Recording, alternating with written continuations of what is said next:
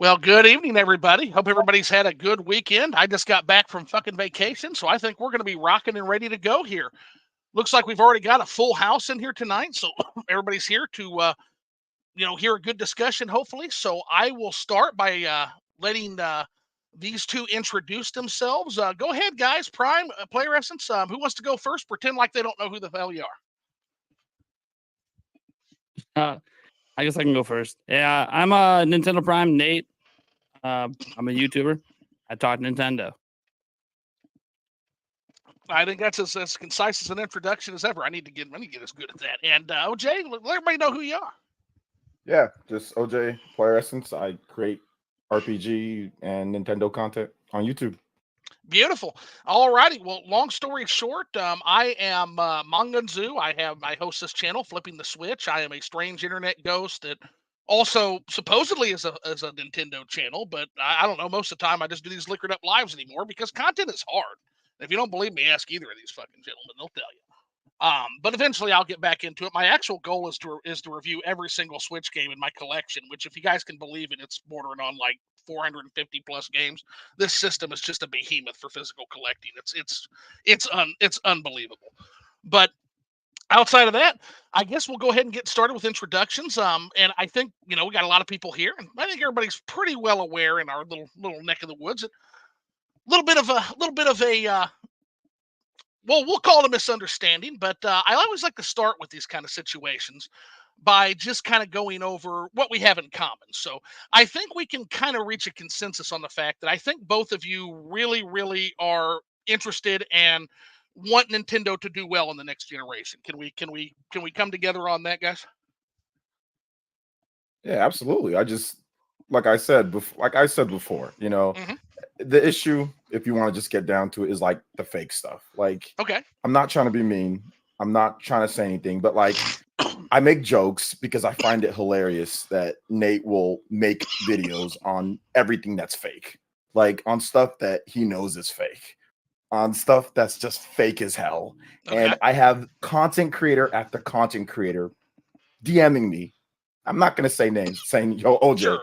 you did a good thing there," like doing that. Like he's getting salty for you telling the truth. I'm not gonna say names, but people that I don't even associate really reaching out to me saying that. So I'm not trying to hate. He can do his thing, but don't get mad when people make fun of it. People make fun of him all the time with that. It's not just me.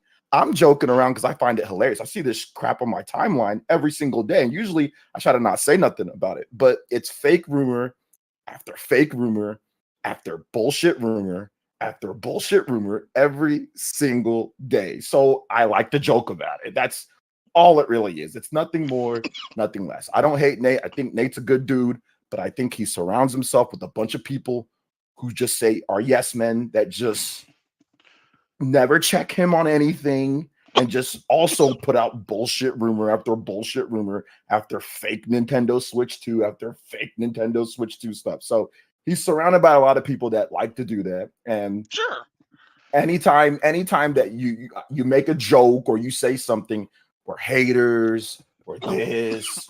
I mean, Nate came to my stream the other day, bruh, and was like, I check everybody's comments and I see that if they're subscribed. And he's like, it's like weird behavior. You know what I'm saying? Like, how do you check every single person that has a negative thing to say to see if they're subscribed or not? And then blame me when he's the person putting out fake bullshit every day.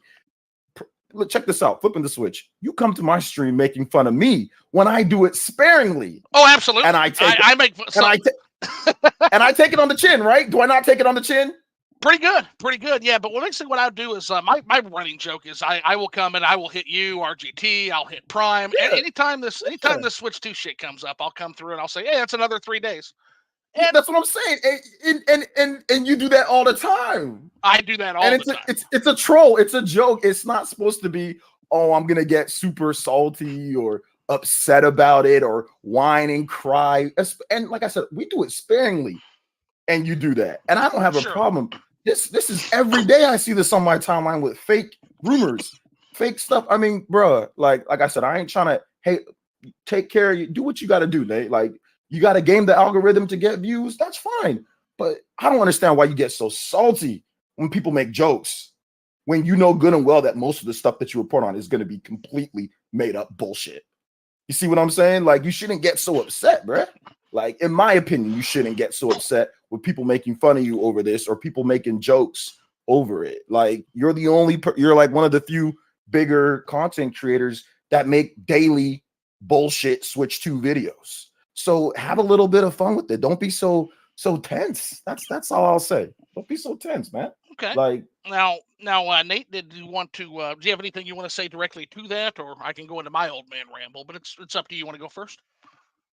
No, you can go for it, man. Okay, so I want to come at this from I kind of want to come at this from a good faith position, right, OJ. So, okay. And again, I think I've watched Nate enough to know, and yeah, the Switch 2 stuff is funny to me, but it's for many other reasons, and there's gonna be a heel turn in this podcast, guys, because I'm gonna make them both defend Switch 2, and I'm gonna make them both defend Nintendo's upcoming future prospects. That's gonna happen. But before we get to that, I want to first get into the good faith. Now, I know you mentioned gaming the algorithm, and of course, I'm sure there's some of that. Again, this is why I don't monetize, so nobody can accuse me of any of this shit. Neither. Nobody. I don't care. By the way, real quick, I don't care that he games everybody games the algorithm in some way. Everybody does it in some way, but it's to the point to where you've got fake people like Tommy Bear Knows. Okay, it's Tommy fake Bear people Knows. that's clearly fake. So, sure, but my point is, clearly, I think that's probably part of it. I think that's probably part of it. Like, but I also think clearly fake stuff, bro. Oh, like, sure, come on, sure. We can't make fun of that. But we can't joke around. But about I also that. think, and again, I just have to take Nate at his word, but I'm willing to do that. I think a big part of it is he's also expressed that this was like, when we were all growing up, we're all old school gamers. Like, heck, you guys might be older than I am. There was nobody to talk about this shit on the playground with. Nobody. Like, we were like, hey, go over to your nerd corner, right? I think a lot of it might be, and Nate, if I'm wrong, let me know this, is some of this to do with the fact that you're just genuinely excited about the Switch 2 in a way that maybe I'm not. I mean, I'm definitely excited for Switch 2. Sure. I wouldn't talk about it otherwise. Yeah. So OJ, would you be willing to give him, the due credit that, yeah, sure, there's money making involved, but there's also going to be that give and take of, yeah, he's also genuinely seems to be really fucking excited about this system. I mean, really fucking excited about this system. Absolutely. There's, like I said, we all made Switch 2 videos. Okay. I've got a number of them. You've came, like I said, and people have trolled me over it. People still DM me and show me, yo, that video, blah, blah, blah. I still get it. I still get that, even when I make a bit. Like, 100%. I get that. Now, and it, like I said, it is what it is. I got absolutely destroyed in the Switch 1 era. When I was making bullshit videos, you know how many people called me out? Want me to give you guys a list of Doc Trey, Liam Robertson, Emily Rogers, Nate the Hate. Emily Rogers. Oh, shit. Yes, Emily Rogers, Jeez. Nate the Hate. Oh my gosh, the list goes on. There's more people. Those are just you got off the fucking top of my guillotine, head. Bro. Yeah, just off the top of my head of people who were like, yeah, that's bullshit. Yeah, publicly and privately. You know what I'm saying? Like both. And I think I took like some of it pretty good, like some of it not so good, but some of it pretty good. And when I was wrong, I was like, oh yeah, I was wrong on that. I learned a lesson. You know what I'm saying? Why were you making those videos? Was part of it the genuine excitement for the system? Part of it was I did not understand, like, excitement for the system, but I actually felt some of this was like, oh, okay, wait, hold up here. This is my first time actually covering it with like Twitter and like with everything kind of popping like it is now. Sure. Like with the Wii U era, it was not what it was. Twitter was not what it was. Reddit was not what it was. It was more like N4G. It was like N4G. It was the Wii U era was very weird. So you couldn't really cover it like you could cover it in today's day. Switch 1, all this fake stuff that's happening now happened in Switch 1. We should all know better. Like all this stuff happened, and all these fake rumors, all these fake sources, all this fake stuff, it all happened in the Switch 1 era. You know what I'm saying? Like it all happened in the Switch 1 era. So I just find it interesting that we're still making the same mistakes from the Switch 1 era, not in the Switch 2 era. And people are sitting here, and I get it. Nate says, I watched the videos. Nate says, it's just, take it with a grain of salt and all this. But I still feel that us as a content creators, we do have a little bit of a responsibility to at least vet or at least look at a few things. Like you wouldn't want that from your reporter from like anywhere, right? Or from like a creator just putting out anything into there. And like I said, there's so many fake, rumors in the algorithm right now. There's so much fake Nintendo stuff in there. People just tend to not believe anything or not like, or look at people all in a certain type of way. I've gotten DMs saying, oh, well, just YouTubers, you guys just make anything. And I'm not trying to say that Prime makes us all look bad. I'm just saying that that's what people see. And it kind of spreads to some of the other people. I had Jez say something like, oh, you're a YouTuber. You know what I'm saying? And, oh, you guys just make fake stuff, and he works for Windows Central or whatever. I'm like, oh, okay. Sure. I wonder where he's getting that from. Well, I think he's kind of getting it from all the fake stuff that's put out there, like fake rumors, fake things that never come true, coming from somebody like him who actually has real sources. You see what I'm saying? Sure. So it's like the constant barrage of fake rumors and nonsense that goes into there that, Nate, you guys know Nate, Direct Feed Games has to come out and say, no, that's not it. No, that's not it. No, that's not happening. If you follow him, you guys know what I'm talking about. He'll be like, nope, that's not it. No, that's not happening. No, somebody that actually has sources, and has. So like I said, I joke around about it. I'm not trying to be mean to Nate.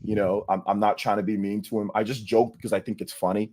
With some of the stuff, and that's it. I didn't mean it as like, oh my god, I hate him or anything. No, Nate's cool. Sure. Like I said, a lot of fake stuff being put out there. So I make a few jokes. About it, and he got upset. So I said, he blocked me. I said, cool. It's all good. Stand on business. Keep me blocked. Hey guys, real quick before we get into this discussion, and I respond to that. I just had to throw my first ban of the night, and I just had to throw my second ban of the night. So guys, we're gonna keep this civil. I'm as free speech as they get in here, but if there's any unsubstantiated things being thrown around, I'm gonna shut that shit down in half a minute. Can't do it, okay, guys? So we got to play nice here. And if we're not gonna play nice, then we're just gonna continue to ban you guys. So. Please don't do that so we can continue to do the discussion. Okay. Now, anyway, that aside, so basically what I get out of that is basically your position is that you can acknowledge the genuine excitement for Switch 2. Absolutely. But you're also saying that you think there is a little bit of a journalistic responsibility in order to make sure that accurate information is being verified and perceived, right? I mean, yeah, and that's like I said, and we have the lowest bar when it comes to content, like YouTubers. Like our bar is pretty low, and we're like, it's funny how people look at us in certain ways. Mm-hmm. Sure. Now, Nate, you had mentioned that the excitement, and OJ acknowledges that. Can you also acknowledge it? Perhaps now. What was it specifically about? Because the thing is, I've trolled you too. Is there something specific about OJ's trolling that made you just done? Like what is it that happened there that specifically? Because I know I do this. It's another 3 days. I hit you with the better luck next video all the time. You don't ban me. Probably because I'm fucking tiny. That's probably part of it. But the other part of it is like, does he do it more than say I do it or other folks do it to you? Well, he's been doing it almost every day for 2 years. Oh shit! That's not true. It's not every day for 2 years. It's pretty close to every day. The days you don't do it is the days I don't post my videos on Twitter. I don't troll you on YouTube. I troll you a few times on Twitter every now and then. I mean, I don't know if it's every day for 2 years, but is it consistent? Sure, it's consistent because you consistently put out fake stuff.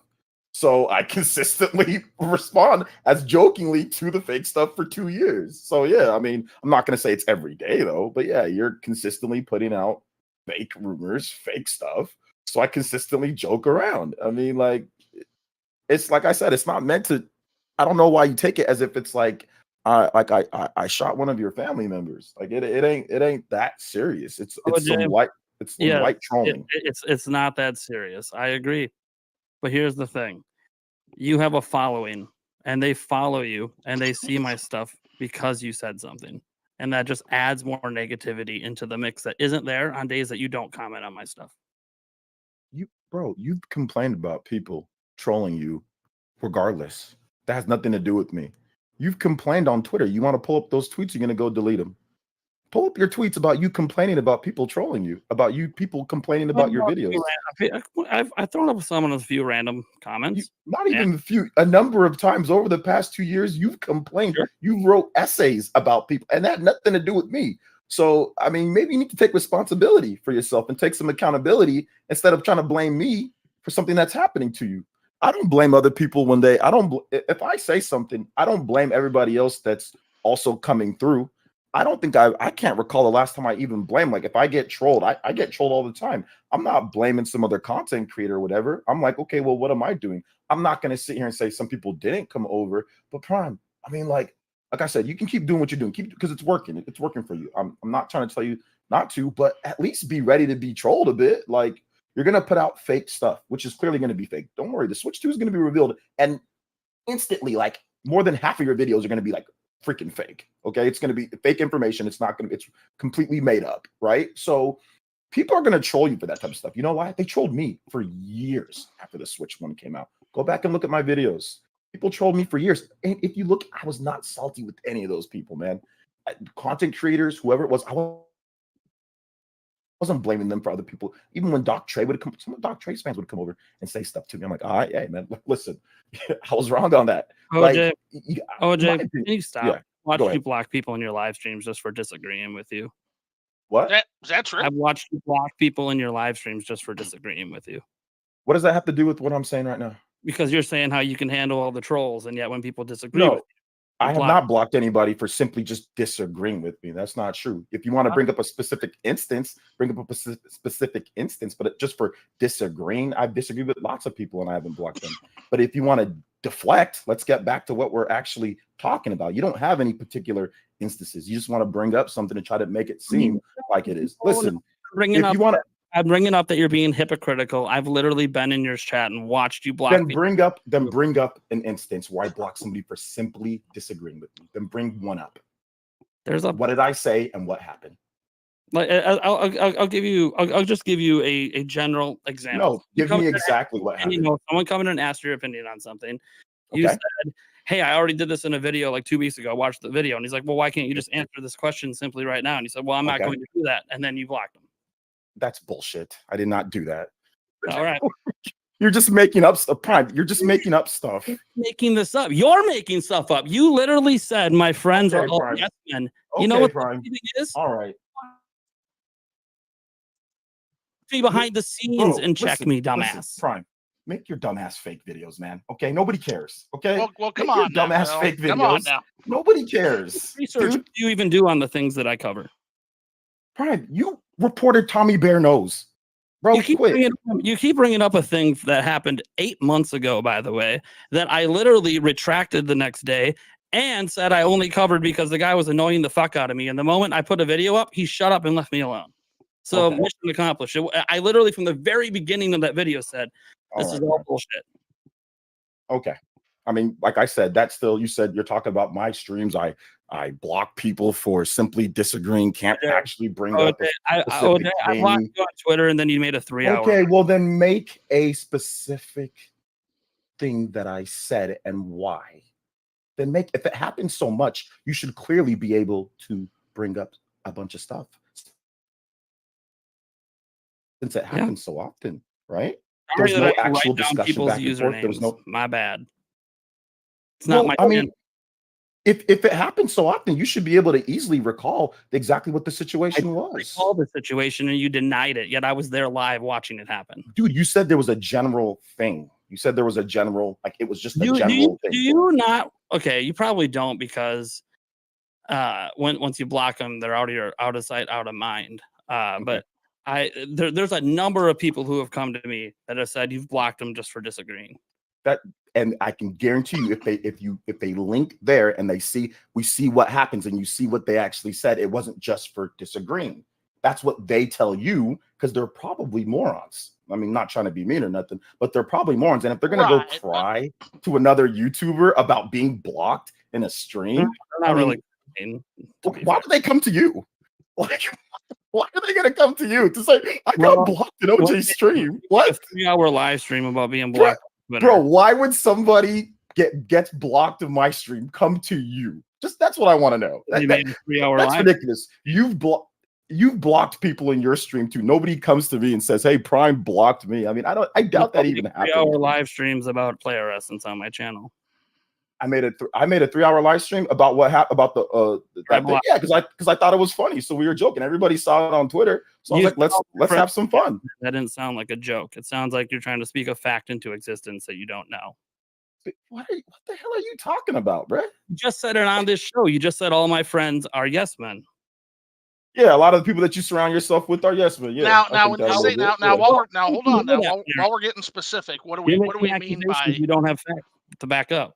Yeah, what? I mean, You wouldn't know if your friends check me or not because when they do, it's in private, not in front of everyone. All right, Prime. It's the truth. So Nathan Hate's not a friend of mine, so if he checked me publicly, that's fine. He's not a friend of mine. Never said Nate was a friend of yours. No, and he has checked me publicly, and that was totally fine. Because I never brought him up checking you publicly or not anyway. As an example of my actual friends don't go in public with their audience and check me. That's not how. Bro, I didn't really check. I made some jokes. I didn't check you on what you said. I made some jokes, and after I made some jokes, I was like, I made some more jokes. I made a joke about Tommy Bear Nose. That's what you blocked me over. You blocked me over that. I didn't block you over Tommy Bear Nose. Then what'd you block me over? Because that's after I made that comment, I was blocked.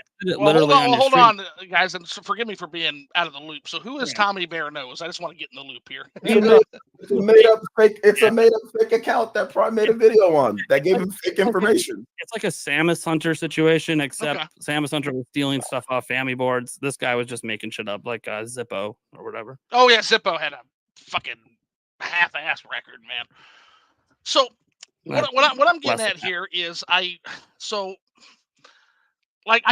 honestly, and I hate to be that middle road guy, but I can honest to God kind of see both sides here in a way, because again I'm applying my own thick skin because I have thick ass skin, but at the same time I get that maybe there's a better way to take the trolling. Maybe there's a way to not troll so often on the other end, and then on the other end of things, I do think that we probably should at least, if it were me, I would say check sources. But again, now you don't make a claim. Now, Nate, do you make any claims as to these sources? I've never seen you make a claim. Typically, you're pretty good at putting your ducks in a row. I know that that's not going to be acceptable to most folks, but claims about what? The claims in regards to I've never heard you make claims that, hey, this is 100% true.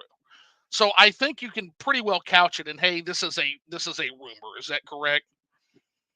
Yeah, a lot of stuff's rumors. Some of it's just discussion videos. Sure. That aren't even meant to be reported.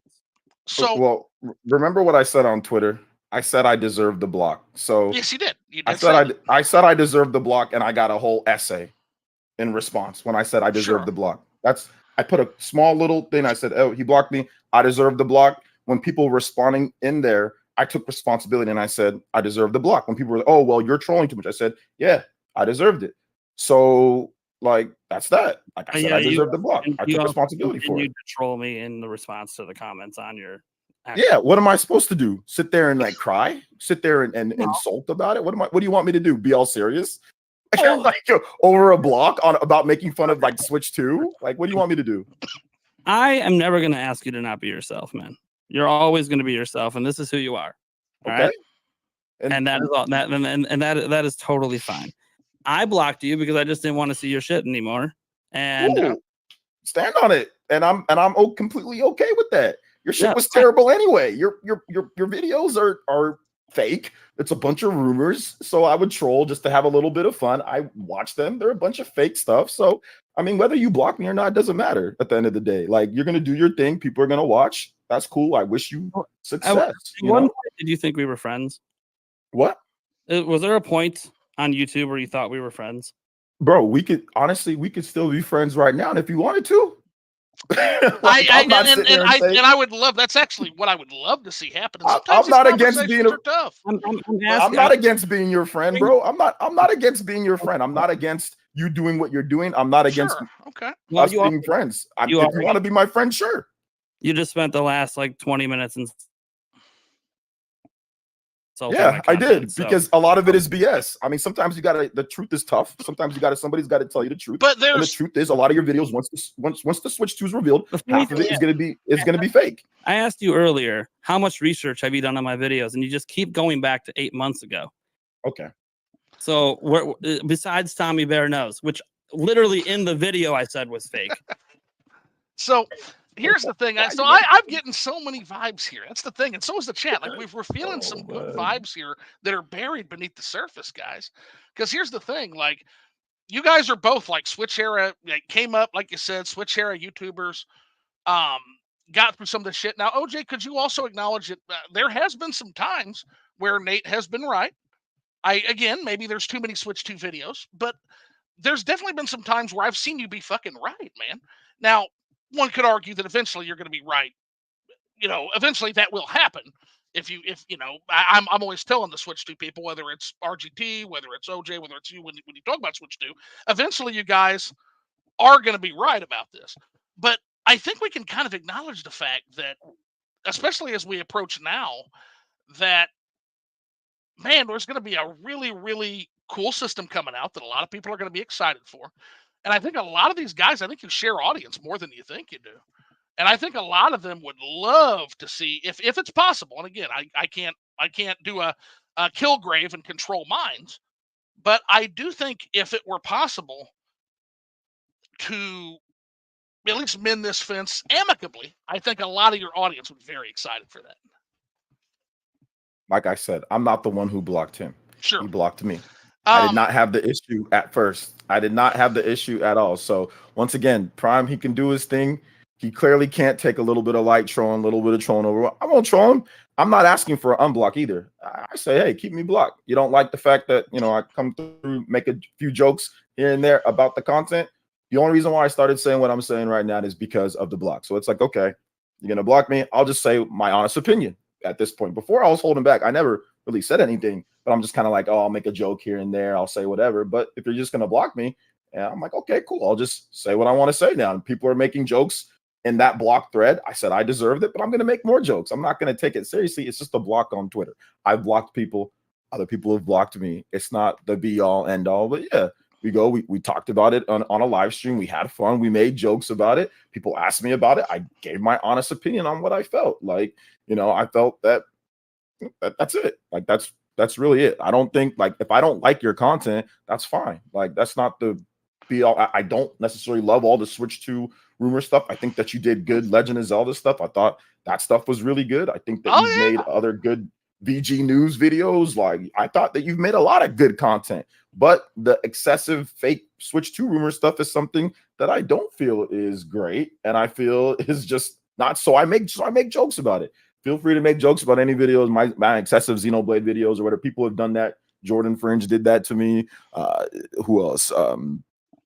I forgot on Spawncast people. They were making jokes. RGT has made public and private jokes to me about RPG stuff to me and all of that. I mean, feel free to have at it or say what you want. You know, from what I gather, though, I don't think that's Prime's jam. And would you agree with that, Nate? What, making jokes? Well, making jokes about other YouTubers. There's actually a rule on my channel. We're not allowed to talk negatively about other YouTubers. Okay. There's a rule on where? There's a rule on my channel that we're not allowed to talk negatively of other YouTubers. So I don't do that, and I don't let my audience do that either. And if they do, they get banned. You can't say anything. You can't make jokes. You can't say a single joke. Unless you have a relationship with that YouTuber to be able to say that joke.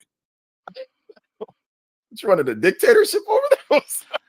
No, it's called a drama. You can't make a joke about someone. You can't say any type of jokes at all. It's called jokes are a lot. It's called a drama-free zone. The drama-free zone. Drama-free zone. Okay. All right. Hey, well, I'm a little bit more loose with things, but everybody has a right to manage their space, I feel like, in their own way. So I'm not gonna hate on that at all. Drama-free zone sounds fun. And now we got a bunch of people saying, "Oh, Nintendo fans, we're all baby gamers, right?" Yeah, whatever you say, bud. I will kindly point you in the direction of any Metroid game. Like, yeah. What I mean, people been saying that for forever. It's like I know. whatever at this point. I Yeah, know it it. doesn't even really matter. Yeah, but yeah, like I said, man, I don't really got nothing else. Like Prime keep doing his thing. I'm happy for his, sub growth is good. Videos good. As long as you enjoy doing what you're doing, man, it's cool. Like if you can't take me trolling a little bit or whatever, I mean, it's fine. You told me to stop. I made a few jokes. I mean, I would have maybe like if it was me, I would have at least DM'd first, like DM like, yo, man, like, if you keep on trolling a bit, I'm a block. But I mean, you didn't even give me that. So like, I thought it wasn't that bad, to be honest. I really didn't think it was that bad. I made a Now, Tommy Bear nose joke, and I made now, a whoa. I made a whoa joke. I think I said whoa, and I think I made a Tommy Bear nose, and I think that was it. That's all I did that day. now, there's a good question actually. As far as the block, did you reach out? Did you reach out to OJ before you did the block? Not that you have to do that, but is that something you No. were interested in doing, or were you just done at that point? I know OJ's going to be who he is. Reaching out to him is me asking him to be someone that he's not. So I just said, you know what, that is who he is, and if I don't want it in my feed, then I will just block it. I mean, now in retrospect, is that something? Would you have done that differently, or is that something you stand behind? I think I stand behind it. Okay. So bottom line, what I'm getting at here, and I am glad we did this. It sounds to me like I think we're gonna basically sounds like we have an amicable. OJ says he deserved the block. He says that you say you don't want to change who OJ is. I feel like honestly that you guys are genuinely.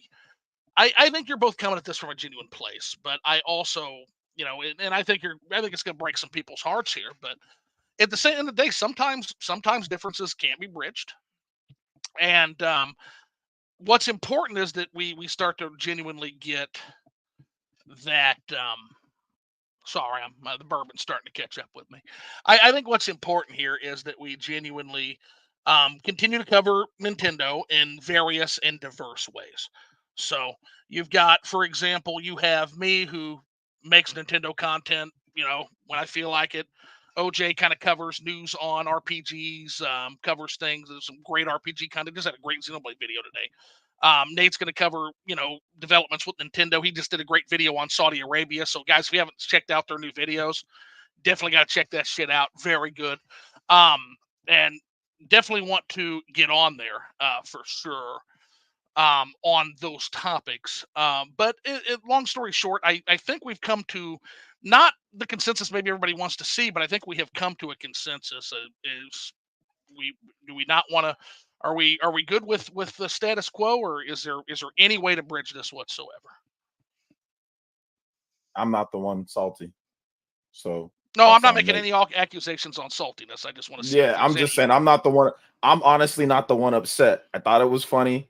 I made a video. We had a live stream talking about it and all that. We discussed it. Maybe that made Nate upset, but once again, I said I deserved it, right? And this dude wrote a whole paragraph or multi-paragraph essay on the situation when I just said I deserved it. And so I was like, oh, okay, you're gonna write all that? Okay, fine. Then I'll say what I gotta say then. If you're gonna write, you're gonna make a big old huge, I said I deserve the block. And everybody in the chat, I said, yo, I deserve the block. But he wrote a whole big old multi-thread tweet, like a big old 2 paragraphs, then like another one stacking on top of that.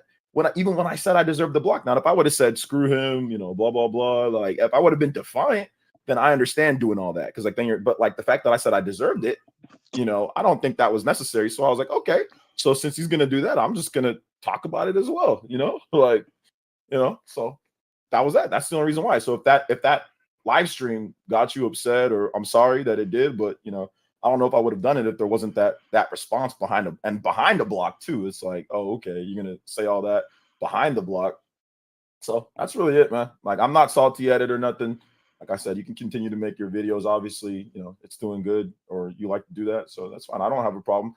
I just said I make fun of it a little bit. That was it. It wasn't anything more. Like I didn't, beforehand, like for the block, like I didn't I didn't say, "Oh man, your videos are so trash and terrible. You're a terrible person." Like I didn't do like what trolls do. And because that wouldn't be I true. didn't do all that. No, like yeah, I'm fan. all that. I'm genuinely fans of both you guys. I think you guys both Yeah, make great content.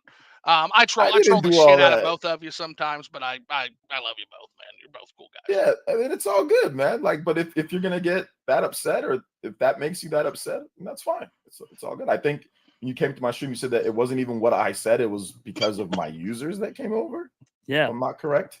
Yeah. Yep. So what I said wasn't even that bad. It was because of what other people were doing.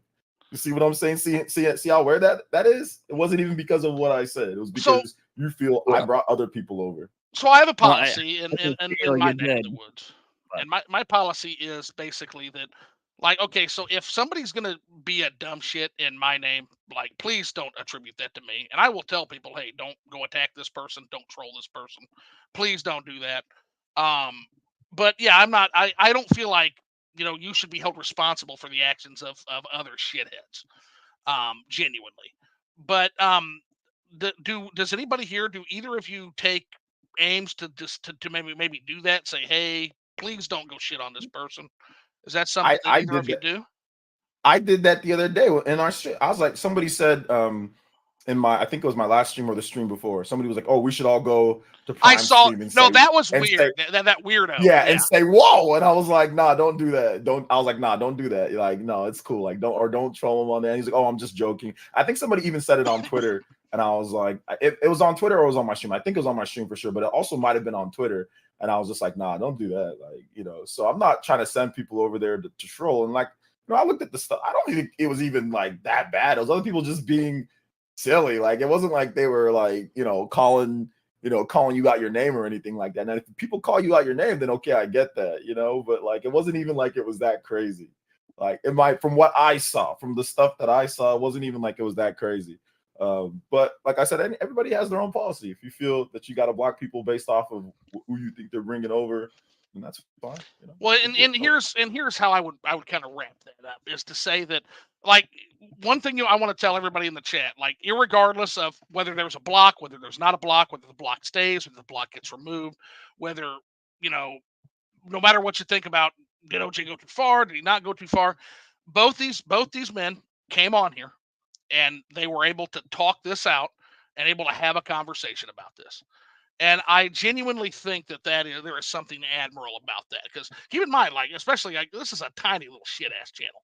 Neither one of you guys had to come on here. Neither one of you guys had to talk to each other on my channel, your channel, anybody's fucking channel, but you did it. So I think there's some genuine goodness there. I'm genuinely impressed and mad respect to both of you for doing that. Would you both agree with that? Yeah, thanks for having me on. Oh, anytime. Yeah, sure. Anytime as far as that goes. Now, on to the fun, because now what I'm going to do is I'm going to have a little bit of a heel turn here, because I'm very, very curious what you guys think of this. And I'm going to give you my concerns about the Switch 2 content. So now, I come at this from somebody who was once an investor in Nintendo back in the days of the Wii. So I was actually an investor through a sizable chunk of money at it. Like, I'm a longtime Nintendo fan. Been a Nintendo fan since the NES era. It was my first system. My dad brought it home, from Georgia. Got to play the Mario Duck Hunt cart with my dad.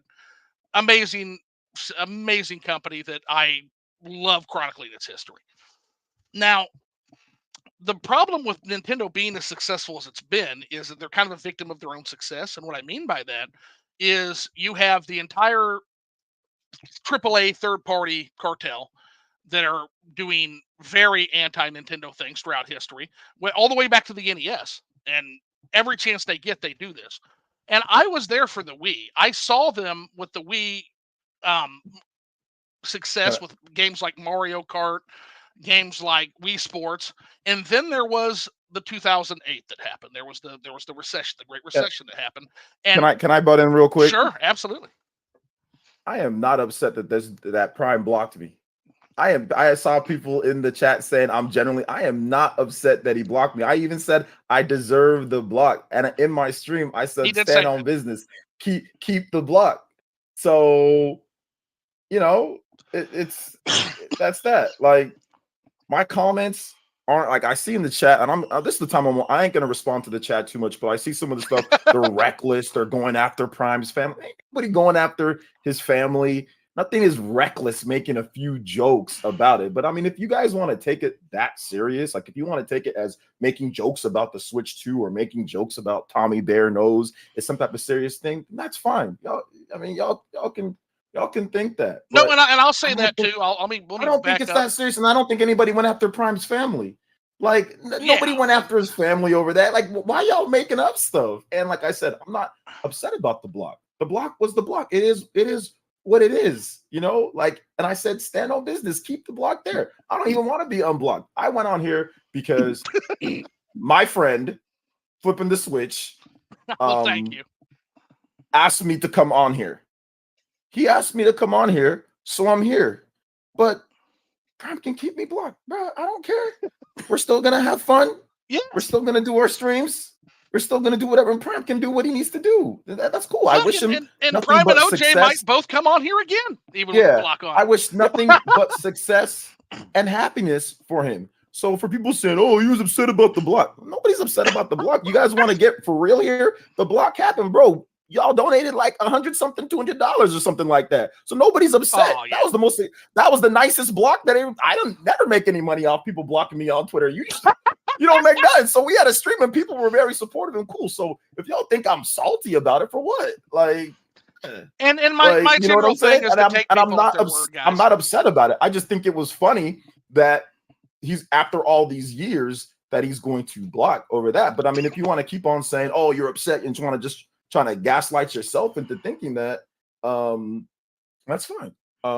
It's all good. Like, but once again, nobody's super upset. He can keep his block. I don't care. Like, if he wants to keep his block, he keep his block. We had fun talking about it on stream. Like, and I'm here talking to my friend, and I'm here. I got enough respect for Prime to show up and at least talk it out. Prime feels the way that he feels. Cool. I respect that. That's why I said he needs to stand on business, keep the block. I'm gonna keep it moving too. And this guy, Prime, can keep on doing what he does, and I'll keep doing what I do. Like, that's it. Like, that's it. Nothing more, nothing less, fam. Like, Uncario, you come to my stream, nothing more, nothing less, bro. Ain't nobody upset about a block. Like, ain't nobody super upset about that. Like I said, it was cool because we had a dope stream. People really supported, and it was fun to talk about it. We talked about the fake Switch 2 stuff. We talked about the other things, and all that. But I mean, it's all good. So keep the block, keep it in. If I was upset, I'd be sitting here crying, telling me, "Oh, please unblock me." I never asked for an unblock, not one single time. I didn't ask for one. You know why? Because it don't matter. Like I said, he's a full-grown man. He stand on business. If I was him, I wouldn't unblock me either. So okay, yeah. So if I was him, I wouldn't unblock me either. Keep me blocked. If you're gonna get this upset about me making jokes, or you're scared about people coming over and saying something, keep me blocked. It makes the timeline better. Everybody will just agree with you in your timeline. So just do that. Keep it. And again, I don't think there's anything. Yeah, I think again, you guys were both willing to come on, and but basically, what was I saying? Oh yeah, that's what I was saying. Sorry, like I said, forgive me. Bourbon's getting to me. So wind the clocks back to the Wii era, and I actually believe they sunset the Wii early. I actually believe that. I think the Wii U was rushed. I think it was sunset early because in 2009, in 2008, when the economy was going down, it took a lot of AAA gaming with it. THQ was drawn and quartered. Lots and lots of game studios went under. I think we lost over 250 game studios in that era because of HD development costs. And the Wii was very smart. They did a disruptive innovation. They decided we're not going to go with the graphics. Fuck all that. Instead, what we're going to do is we're going to stay where we're at. We're going to stay with the customer, maybe slightly ahead of where the customer's expectations are graphically, and we're going to make this work. And they did it. Now, given the success of the Wii and given the decline in the economy, typically speaking, video games decline with the economy unless there's a freak thing like COVID, right? But then all of a sudden, a game called New Super Mario Brothers Wii comes out and immediately starts selling Switches out. Immediately starts it again. I actually think that there was a massive gaslighting campaign by a lot of the media, by a lot of the games press, which I do think are beholden in a lot of ways to that third party AAA cartel. And I think that you saw the same thing, just hey, new Nintendo system, new Nintendo system, new Nintendo system. And so I get a little sensitive to that, whether it's OJ, whether it's RGT, whether it's Prime, because in terms of that, how many sales did Nintendo get costs, and could they have potentially been gaslit into a worse direction with the Wii U because of that? Now we get to the Switch. Switch is having the run of its fucking life. It is starting to decline finally right now, but I have to ask myself, starting with Rich from Review Tech videos from way back in the fucking day, like I think it's the second year he was talking about a Switch Pro.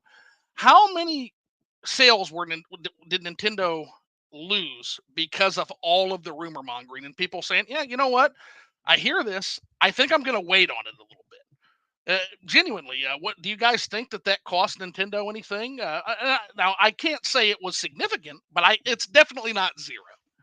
But that's always been my problem with the constant rumor mongering, mainly from the press. I don't think that YouTubers are going to do that massive thing either. But the press certainly does that, and they do it with regularity, and they've always done that to Nintendo.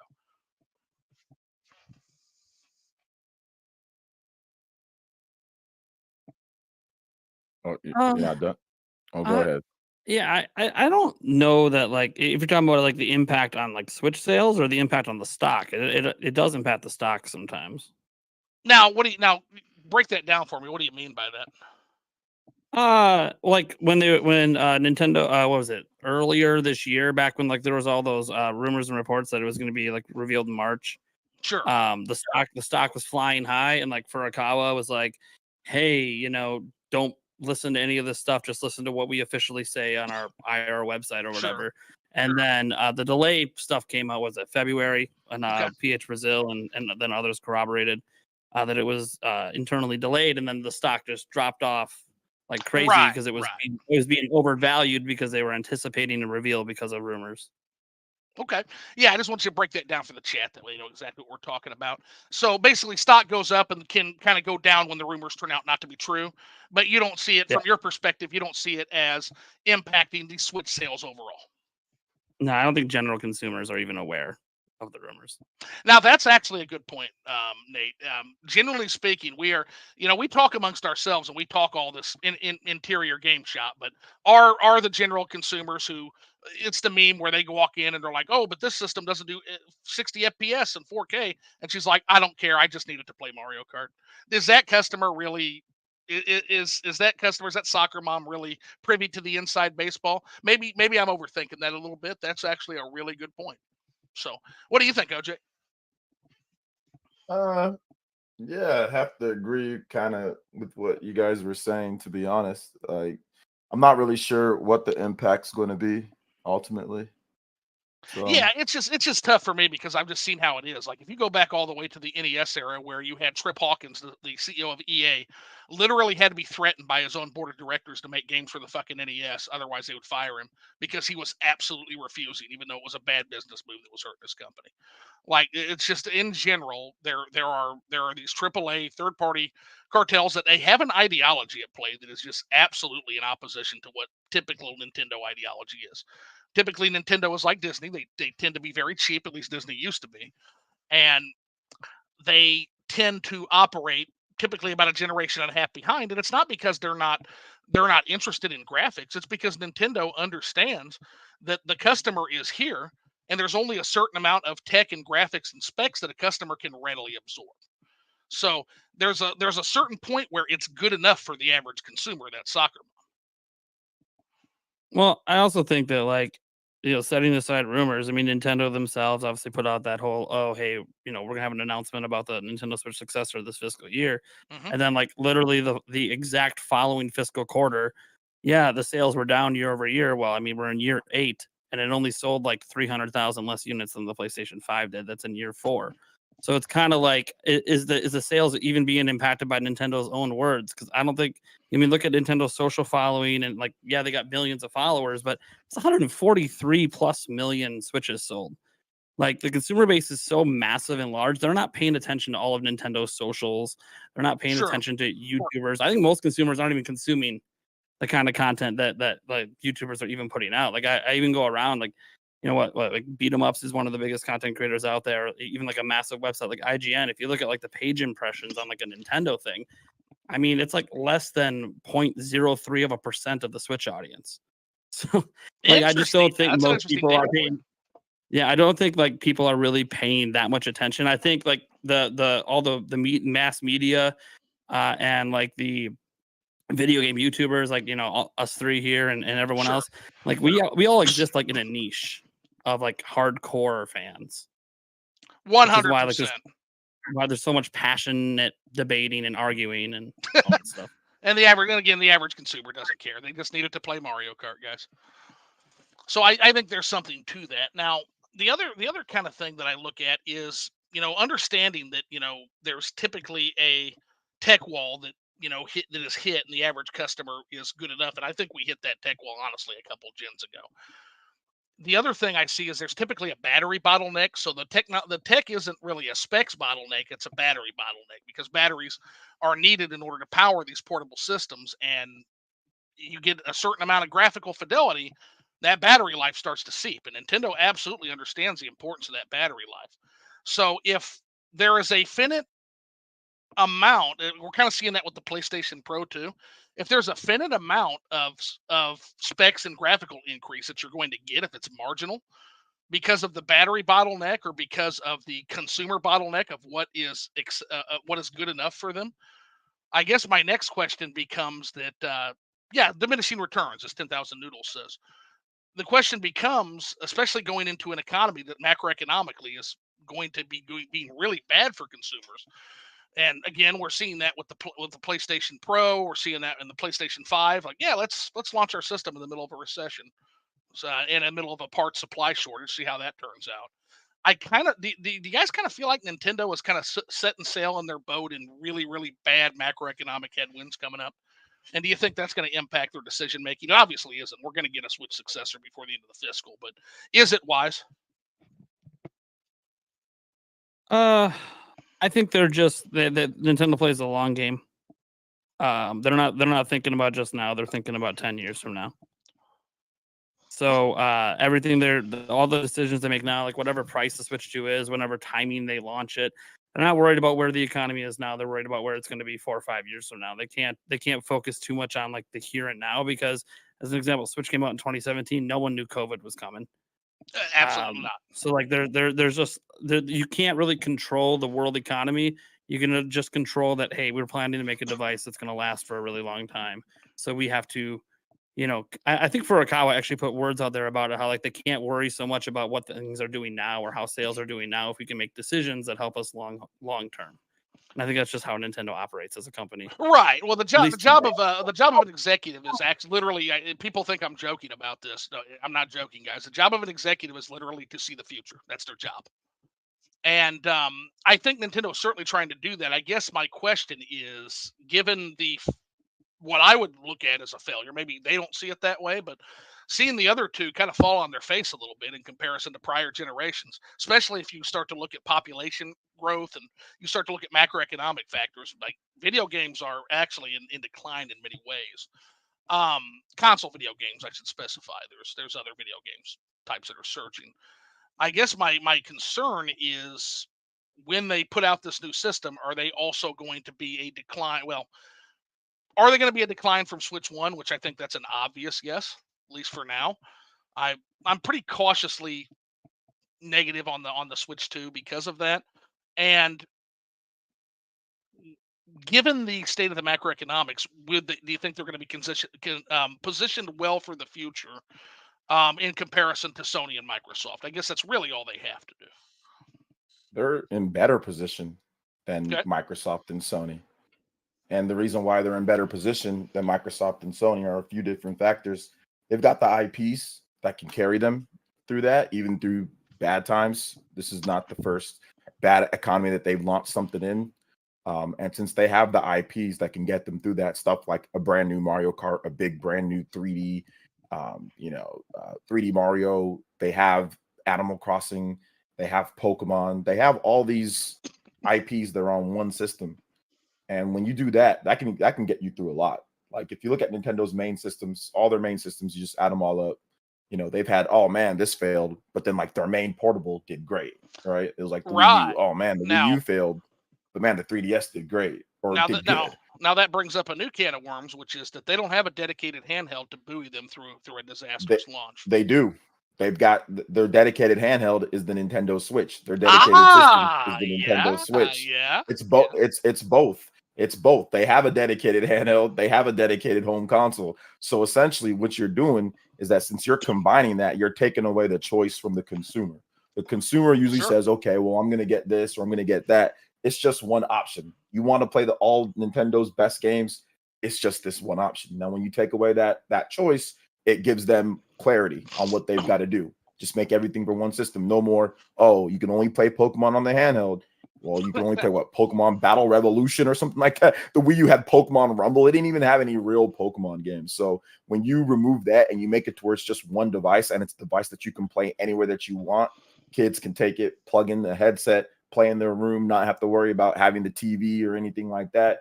That creates something that, as you can see, still sells really good. But I think I see what you're saying in terms of like the macroeconomics. I think that would probably result in a number of units down less than the Switch, for example. So maybe instead of selling 150 or 160, they sell maybe 110 or 120. So I think that will result in lower, but that doesn't mean it's going to result in a bad system overall. I mean, I could look at the PlayStation 5. I mean, that system can sell, looks like it's going to sell over 100 million. And it is not going to have the quality of exclusives, in my opinion, at least, that the Nintendo Switch has. And it doesn't have Japan at all. There's like PlayStation and Xbox are cooked. Oh, they're in the woods. They're in the wilderness. Yeah. They will remain in the wilderness until they figure out their market. And they figure out that they've overshot the market by probably 500 times. It's so bad with the price increase. Like look at the price increases. And I know Prime, you covered this as well. Mm-hmm. Yeah. But look at the price increases in Japan. Look at the situation that they're going through with the sales. Nintendo has, I wouldn't say an easy path, but man, it's kind of clear. It's ripe for the picking. Yeah, exactly. Yeah, it's ripe for the picking. For them to do that, you know, so for them, especially in Japan. I think the Switch is the best selling system of all time in Japan, or very close, or yeah, I think it maybe just became it like a week. Yeah, I think this year it was either this year or late last year or something. So it's already that, and I think that if you have that with good marketing for like a long period of time, I think that right there creates, creates a dynamic, that's really good. I do want to say one more thing to Prime, just to make sure that he's clear on this one and people in the chat.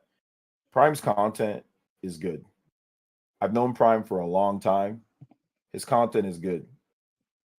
I think that Prime makes great news videos. I've watched them for a long time.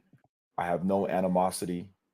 Prime, I think that, like I said, I saw when you were talking about the Japan stuff. I've seen so much stuff. So there's no beef or anything. I know we got quite a number of people watching. There's no beef. I don't have any issue with Prime. And I didn't unsubscribe. We check the tape right now. I didn't unsubscribe to him. I didn't unsubscribe. So if you unsubbed to either of these gentlemen, you did yourself a huge disservice. No, I'm just saying for me, people said I take it personal on this. Right. And I didn't unsub, and I didn't block him either. I didn't do like, oh, he blocked me, I'm gonna block him or anything. I didn't block him. I didn't unsub to his channel, and I ain't gonna stop watching. So people saying, oh, they're gonna be your people are saying, oh, I'm upset, I'm defensive, I'm upset. I'm like, okay, how upset am I? If I was really that upset, like I would definitely unsubscribe. I would do a block back. You can check, Prime can check his Twitter right now. He can still see all my tweets. I'm still subbed to his channel. I just shared quick. I even have all notifications set. Yeah. So, I mean, when I tell you guys, I know a lot of people don't believe me or whatever, but when I tell you guys I'm not upset, legit, when someone's upset, they would block the person back. They would unsubscribe. They say, screw that person. I ain't going to watch nothing. They wouldn't say nothing positive about that person. You know, that's not what I'm doing here. You know, there's just, like I said, a few different things that I felt about that. And that's it. Like, I'm just direct. So I just want to keep that because I saw a couple people say something like, oh, well, I think I saw. I don't know if somebody said that he blocked him back. I just wanted to make sure that we were clear that No, there's a lot of misinformation and shit being spewed. Yeah, I didn't block him back. Chad is definitely trying me tonight in a way I've never Yeah, been I tried didn't. before, guys. I didn't block him back, and I didn't unsubscribe to his channel, and I didn't stop watching. Y'all his vids. motherfuckers are gonna make me get a moderator. Fuck. You know, I didn't unstop. You know, I think I watched the vid when I was running this morning. It came on. I know there was a couple of things I was really focusing on running, but I think the vid came on in my playlist. I was like, oh, I didn't say, screw that. You know, so Prime makes good, man. He makes look at what he's talking about right now. And he's sounding very good. That's the type of stuff that I subscribe for in the first place. So yeah, no animosity, nothing. Yeah, and I keep getting this, so I'm gonna so we're gonna put up one cut because it keeps asking. So I'm supposed to ask you guys about, is the AI true? And you don't even have to answer if you don't want to, but I keep getting this spam. Is the AI true, guys? What AI? I don't know what you're talking. Nobody knows what you're talking about, man. That's what. The AI on that, what was that reveal like a week ago, that Yokai Watch spinoff? The AI I don't know. Ask him if the AI is true. I'm confused. Controversy online. Yeah, I don't know what the AI. We would need a more specific question. Skibided toilet fangirl. The Yeah, the AI allegations. What AI allegations? I think this person's just trolling you, bro. I know it's a troll. Oh, okay. It's somebody who took my my from a clip and they put it in AI and they have me saying disgusting things about my children. Oh, well, you can, that's not funny. Okay, hold up. I was laughing for a second. That's not funny at all. You can catch a ban. You can catch a ban, buddy. This is the kind of stuff I've been dealing with for like the last 2 months. I'm sorry. No, I did not know that you were dealing. Yeah. The chat is getting stupid. I don't really talk about it publicly, but some people see it. It's been on my Discord server and been. Yeah, I did not see any AI video of you, Prime. I didn't see nothing. Yeah, no. That as soon as he started going the video, I was like, oh god, it's that guy. Yeah.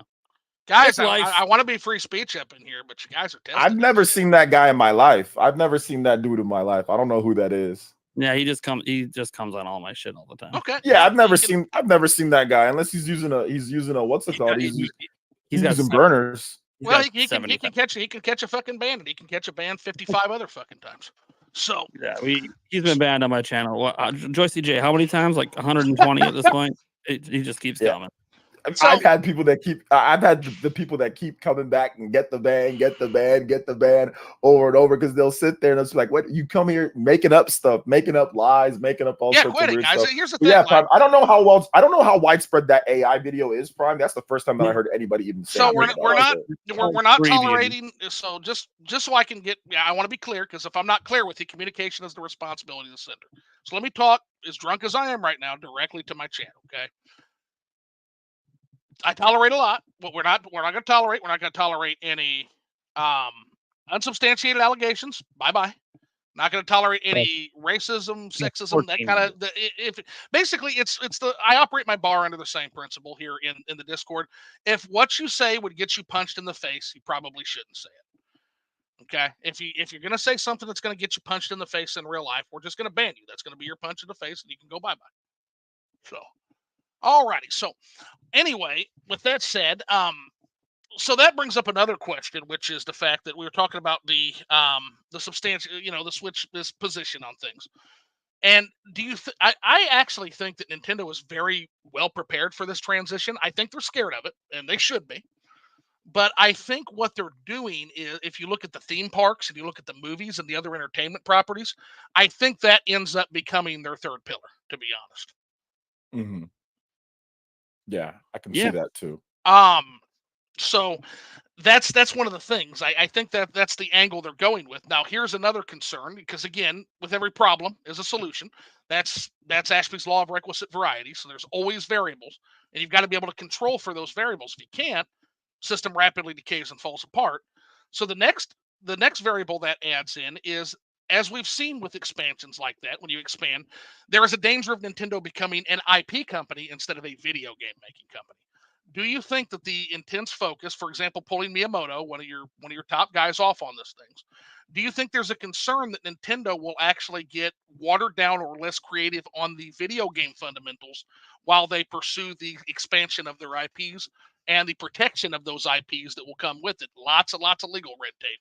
as you continue to expand in these things, as we're seeing with the PAL world. And I think I have two predictions. One, I think Nintendo's going to continue to expand their IPs. I think you have to in these macroeconomic status that we're in. Number two, I think Nintendo is going to get far more litigious moving forward, because I think they have to, because again, they were part of that whole King Kong. A lot of people don't understand why Nintendo does this. You see that a lot. It's because they would literally won a lawsuit with, I think it was Universal, and that basically established the precedence for, if you don't protect your intellectual properties, the properties can be ripped from you. So I think you're going to see that. But again, to get back away from the drunken rambling, what is the prediction for Nintendo in terms of their IPs? Are we going to be safe on the game making front, or do you think there could be some loss of focus with that expansion? This is very common in entertainment companies that expand. I'm not too worried about it until they give me a reason to be worried about it. Like, Miyamoto doesn't really make games anymore. Correct. He was involved, on Pikmin, I think, a little bit, just helping, at least being aware of what was going on in development. But I mean, Miyamoto's obviously handling a lot of the stuff, like making sure that Nintendo stuff's like externally stays Nintendo, and that won't last forever, because he's not going to live forever. I'm not really too concerned until Nintendo gives me a reason to. Like, if they start pulling all their top directors off of stuff to go work on merchandise, yeah, all right, that could be a little strange. But I just don't think Nintendo is that kind of company. I think they kind of know what they're doing. Like, I think they're making these other pillars because they don't have two systems. Yes. Like, they need other avenues of revenue just in case, hey, what if a generation doesn't go great? Hey, we have other revenue. We have billion-dollar movie franchises. We have all the Lego sales, So Nintendo I think that, has always been well moneyed. They've always managed their money well. Yeah, I think that they're doing this. And the funny thing is, they could even do more. That's the crazy thing. That they're doing of us enough. Yeah, they're not even doing like a lot, considering what IPs that they have. They could be doing so much more. And over the past, I would say 20, 30 years, I would say that's just lost money. That's just lost money that they'll never get back, which is fine though. I mean, they're cautious about it. But I mean, yeah, there's only been what, 2 major Mario movies. One of them was a flop. This one was really good. That one did good. But I mean, think about it. Mario is one of the biggest, and it's right up there with Mickey Mouse, and there's only 2 movies. Oh, there's times where it's surpassed Mickey Mouse. There's times where it has. Yeah, exactly. But it's up there with, like, Mickey Mouse. It's up there with like Hello Kitty. It's up there with like some of the top entertainment brands in the world. And if you look at everything else, look at Pokemon. There's been like a million movies. Well, and Pokemon, there's been like a million. Pokemon is the top grossing anything in the world. Actually. Yeah. Anything. Yeah, so I mean, they've been taking advantage of that. Nintendo's done a lot of licensing over the years, which licensing's cool. Nothing wrong with licensing, but licensing brings in money, but it doesn't bring in money like a $1 billion movie would bring in money, or like a theme park with having people constantly go to the attractions and having, this museum that they've got where there's people going to be buying tickets all the time, wanting to go and see. So I think that that is just something that's extra. They got people working on that. They've hired staff. I mean, there's a lot of people who don't even work on the games. They're doing that, and they've hired more than they've ever hired. They're ramping up for sure. Yeah. So it's if they were like not hiring and like not putting out games recently, then I might be worried about that, because they can get maybe complacent. But that's not the case. They're hiring. All their big teams are working on games, and it's exciting to be a fan. I mean, not perfect, obviously not perfect, and nothing's ever going to be perfect. No, nothing's ever going to be perfect, but it's not bad. But yeah, they got to be careful. My boy's going crazy in the background. Sorry about that, guys. Oh no, that's okay. That's okay. That's all right. Here's a good one that I'm very curious about. I'm very curious what's your predictions for opening volleys from any new Nintendo system. I'll go first. I think we get, because oftentimes you can chart the Nintendo software direction by looking at their current software, and kind of you can use that to chart their direction. I think we get an F-Zero. I think we get a genuine F-Zero game. Heard it here first. Interesting. I mean, I've seen a lot of people kind of speculating lately, especially after the recent NSO drop, getting some of that exclusive F-Zero content out of Japan. And then obviously F-Zero 99, that like maybe there's a potential build up to bringing F-Zero back. I mean, I think it was Miyamoto that a while back said like they couldn't bring it back unless they had some new unique idea. But maybe they're finding out in doing all this stuff that maybe F-Zero just has to be F-Zero. It's not Mario Kart. It's never been Mario Kart. No, it does a very different thing. You can just make more F-Zero and people will show up for it. Will they show up for it at the same level of Mario Kart? No, but if your expectations are in check, I definitely think there's at least a possibility. I mean, look, Nintendo brought back Famicom Detective Club. So like, come on, yeah. I don't think it's that far stretched to be like, oh, they might bring back F-Zero one day.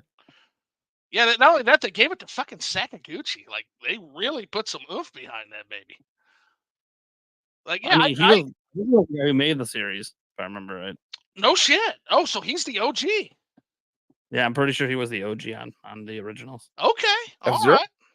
No, on the Famicom Detective Club. God damn, that's a fun. No, Sakaguchi, the Metroid guy. Oh, well, yeah, he is. Oh, okay. Yeah, well, wow, he did something besides destroy Metroid. That's fantastic. Did he destroy Metroid? Who destroyed Metroid? Sakaguchi destroyed Metroid. Other M. You played Other M. You played Other M. I did play Other M. Yeah. Yeah. I mean, I like some aspects of it. I don't hate it as much as everybody else hates it. But no, you don't. You actually tried to defend that absolute like lava dive. Oh yeah, just die in lava because Daddy said no. What I didn't like was the controls. I'll never defend the controls. Those controls are terrible. Ass. Controls. I like the game, but it's really tough because the controls were just. I don't know what they were thinking with the controls. And it didn't even need to be that way. If they just would have allowed you to put like a nunchuck, it would have been fine. Like it would have been totally fine. But you got to play sideways. You got to turn it, flip it over. Would have been fine. You know, Battleship, Metroid, Mom, Maternal Instincts for Samus Aran. Well, no, I meant controls wise, it would have been fine. Yeah, like all the other stuff. I mean, maybe instead of like having like a 70 average, maybe it'd have like a 7.5 or like. You can't fix that without booting Sakamoto out of there like they did. But yeah, but they didn't. They brought him back though, didn't they? To be fair, and he is responsible for one of what I feel like is the best Metroid game, which is Dread. I fucking love Dread. I love. Yeah, they brought him back for Dread. Rush Dog says all the time, I gotta be nicer to Sakamoto. So Sakamoto, Anuma, all these people I fucking hated during the GameCube and the later eras of the Wii, they're actually doing fucking fire right now. Like, I mean, look, all these big name guys have their dud games. It happens. Yeah, I mean, it's. Yeah, for sure. And then Inferno Fox is my partner, and I will just randomly say the baby to each other. Yeah, it's a joke. It's a fucking joke. I was saying Wii Music was a Maestro masterpiece. Oh, that was Miyamoto. Yeah. Oh, remember when they embarrassed themselves at E3 that year? Oh, that was a bad E3. I think that was the same one where Anuma came out with a fucking hoodie, where they just threw a fucking blazer over him wearing the hoodie. And I, as a business person, I looked at that and I'm like, unacceptable. Oh my god. I don't remember that. I just remember it was Nintendo of America executives at the time, and Miyamoto, they were on stage playing, and like that one guy, Ravi was playing the drums, like the fake drums. It was hilarious. Oh, that was rough. Nintendo was known for those cringy three. Now I do have a content creator that I'm not sure if she's in the chat or not, but Mandy, she does a channel on YouTube here. She loves Wii Music because of the memories she made with her friends on it. So even a shitty game can still give memories, to be fair. I want to be a little fair, but that is a bad game. I mean, I enjoyed Quest 64 back in the day until I played a real RPG. Somebody besides Quest 64 on Twitter enjoyed Quest 64. I got one too. Fucking Army Men Sarge's Heroes. That is a dog shit game, and it is. Me and my dad played the shit out of that. So we've all, again, sometimes bad games are better than mediocre games. I'm not even gonna lie, guys. Like, sometimes that's absolutely the case.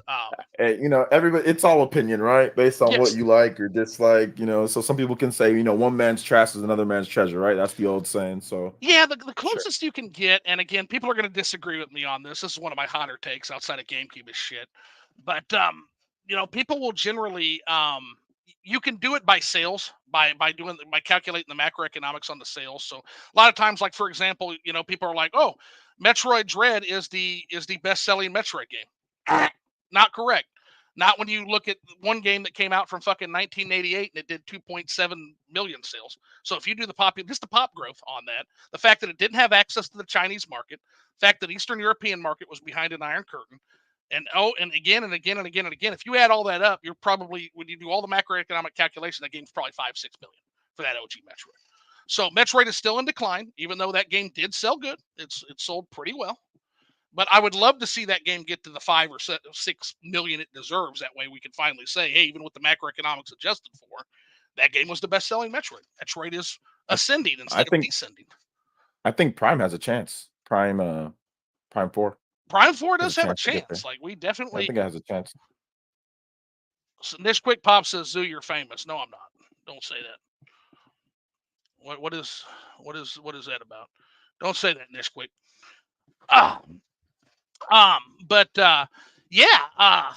So overall, I think Nintendo's in an overall good position. And here's the thing: they don't even have to outsell the Switch, even if that doesn't happen, which I don't think it will. Basically, it's that thing where you don't have to outrun the bear; you just have to outrun the other people. So Sony and Microsoft are committing so many fucking mistakes right now that. And I think they're going to be seeding. I think more and more of their market is going to continue to be cannibalized by PC. And I don't see that happening to Nintendo. I also don't see all these people that throw out the ROG Ally and the Steam Deck. Like, these are niche products, man. Like, I don't think the Switch actually has a competitor, a genuine mass market competitor in its space. But what do you guys think of that? Yeah, I mean, in terms of a direct competitor, I mean, I guess on the side, yeah, like, they're there. Like, there'll the be Steam more Deck is next there. gen. Yeah, there'll be more. Yeah, like, better next gen. So that's another, and I guess that's kind of a danger is as the tech gets cheaper, we'll get more and more knockoff Switches, and they will start to eat into market share eventually. But I don't see it right now. I mean, these are all niche products. You have to buy them on fucking websites. Yeah, I don't see it right now. And I think in the future, definitely there will be a company like Apple, or there will be a company like Amazon or Sega or somebody, right? Maybe not Sega. One of these people will say, we're going to make a hybrid that's actually a real system, not a portable PC, because these portable PCs, don't get me wrong, they're cool. You can do a bunch of stuff on them, but they don't, like I said, they don't feel like an actual like console. They don't feel like a PS Vita. They don't feel like a PSP. They don't feel like a 3DS or a DS or even like a Switch. It's clearly just a PC jammed into something, And what I would like to see, I would love to see if Sony made an actual like hybrid device, or Microsoft, they might make that would probably be more like a portable PC. But I think one of these days we will get, and I think very soon we will get an actual real gaming that has physical media or something. Somebody will create like not just a portable PC that plays Steam games, right? Or just plays GOG, or just plays and I think actually real exclusives and real first party development. Like the reason why these systems, maybe I'm wrong, but I say this, the reason why these systems don't do well, not only are they expensive, but because they don't really have any identity. It's just your PC but portable. It's like, oh, okay, well, it's just a convenience thing. It's not a thing to be a thing. It's a convenience thing. So, man, if we got like Apple, or if we got like Amazon or somebody with a ton of cash to actually make like a real competitor that has physical media, where they're hiring first party developers and they're making exclusives, that would be like a true competitor. But like I said, I don't know if that's, I mean, it might happen, but I don't think it would happen in the way that like them actually making the like physical games. And I think it would be more like a portable PC as well, Well, probably. and that's the problem, man. I've been saying that about Sony and Microsoft for years, that they abandoned the console trajectory. And to be fair, they never really were part of the console trajectory. They essentially, the PlayStation was maybe for its first couple, but they quickly became a dumbed down PC connected to a television with a extra long HDMI cable. Like, yeah, that's basically what they are. And I think that Nintendo has the traditional arcade roots. So Nintendo started as a Hanafuda card company, then it became an arcade company. And I think that arcade roots is what kind of grounds them in this, and that's what ended up happening with the console. But Prime, you want to say something? Yeah. So Nintendo has been doing some this entire time. They've talked about it in investors meetings and various interviews over the decades, but they've always said like software sells systems and stuff. And That hasn't always necessarily been true for everyone, even Nintendo. But they stay committed to that. And I think in today's era, they've done two really smart things. Like during the Nintendo Switch era, Nintendo has averaged publishing a game every month. They're the only company that can say that. Oh They've published a game every single month. Not necessarily like there might be a month they skip, but then they had two in another month. So on average, they've published a game every single month during the Switch era, which nobody else has done. Insane And output. Nintendo, to be fair, has never done that either. Now, yeah, not all of it's new. Some of it's remakes and remasters and ports, but still, published game's a published game. And in doing that, Nintendo has established an identity for their company. You buy our systems because we have something for you every month. And if you don't like what's this month, maybe you like what's next month. And you're technically not supposed to get these anywhere else. Obviously, emulation says otherwise, but you're not supposed to get these games anywhere else. You can only get them on our platform in a legal way, which for the general consumer, that's what matters. They're not out there pirating and stuff. They're just buying the system and buying the games. And I think Nintendo made a bet with software and that, hey, you got to be able to come to our system to play our stuff. That's not necessarily true for everyone else. Microsoft, it's pretty much never been true. They've always been a PC company. It was true for a couple Xbox generations, but I'm not mad at Microsoft putting their stuff on PC. They are a PC company. Sony, they're doing later ports, but they're still bringing their stuff to PC. Some stuff day one, like Helldivers 2, but a lot of stuff they're still, slowly bringing over to PC as well, so they can get extra sales.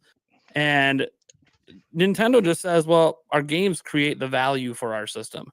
On top of that, we talked about before how like they're always like a gen and a half behind in tech or whatever we want to talk about with the visuals and the graphics. Strategically, I think, Nintendo decided a long time ago that for 99% of our games, we're not chasing top end visuals and they're right. and chasing, multi-million billion-dollar voice actors, and we're just going to make our games really, really fun. We're going to make them on a budget, which they accomplished by not doing a lot of temporary hires.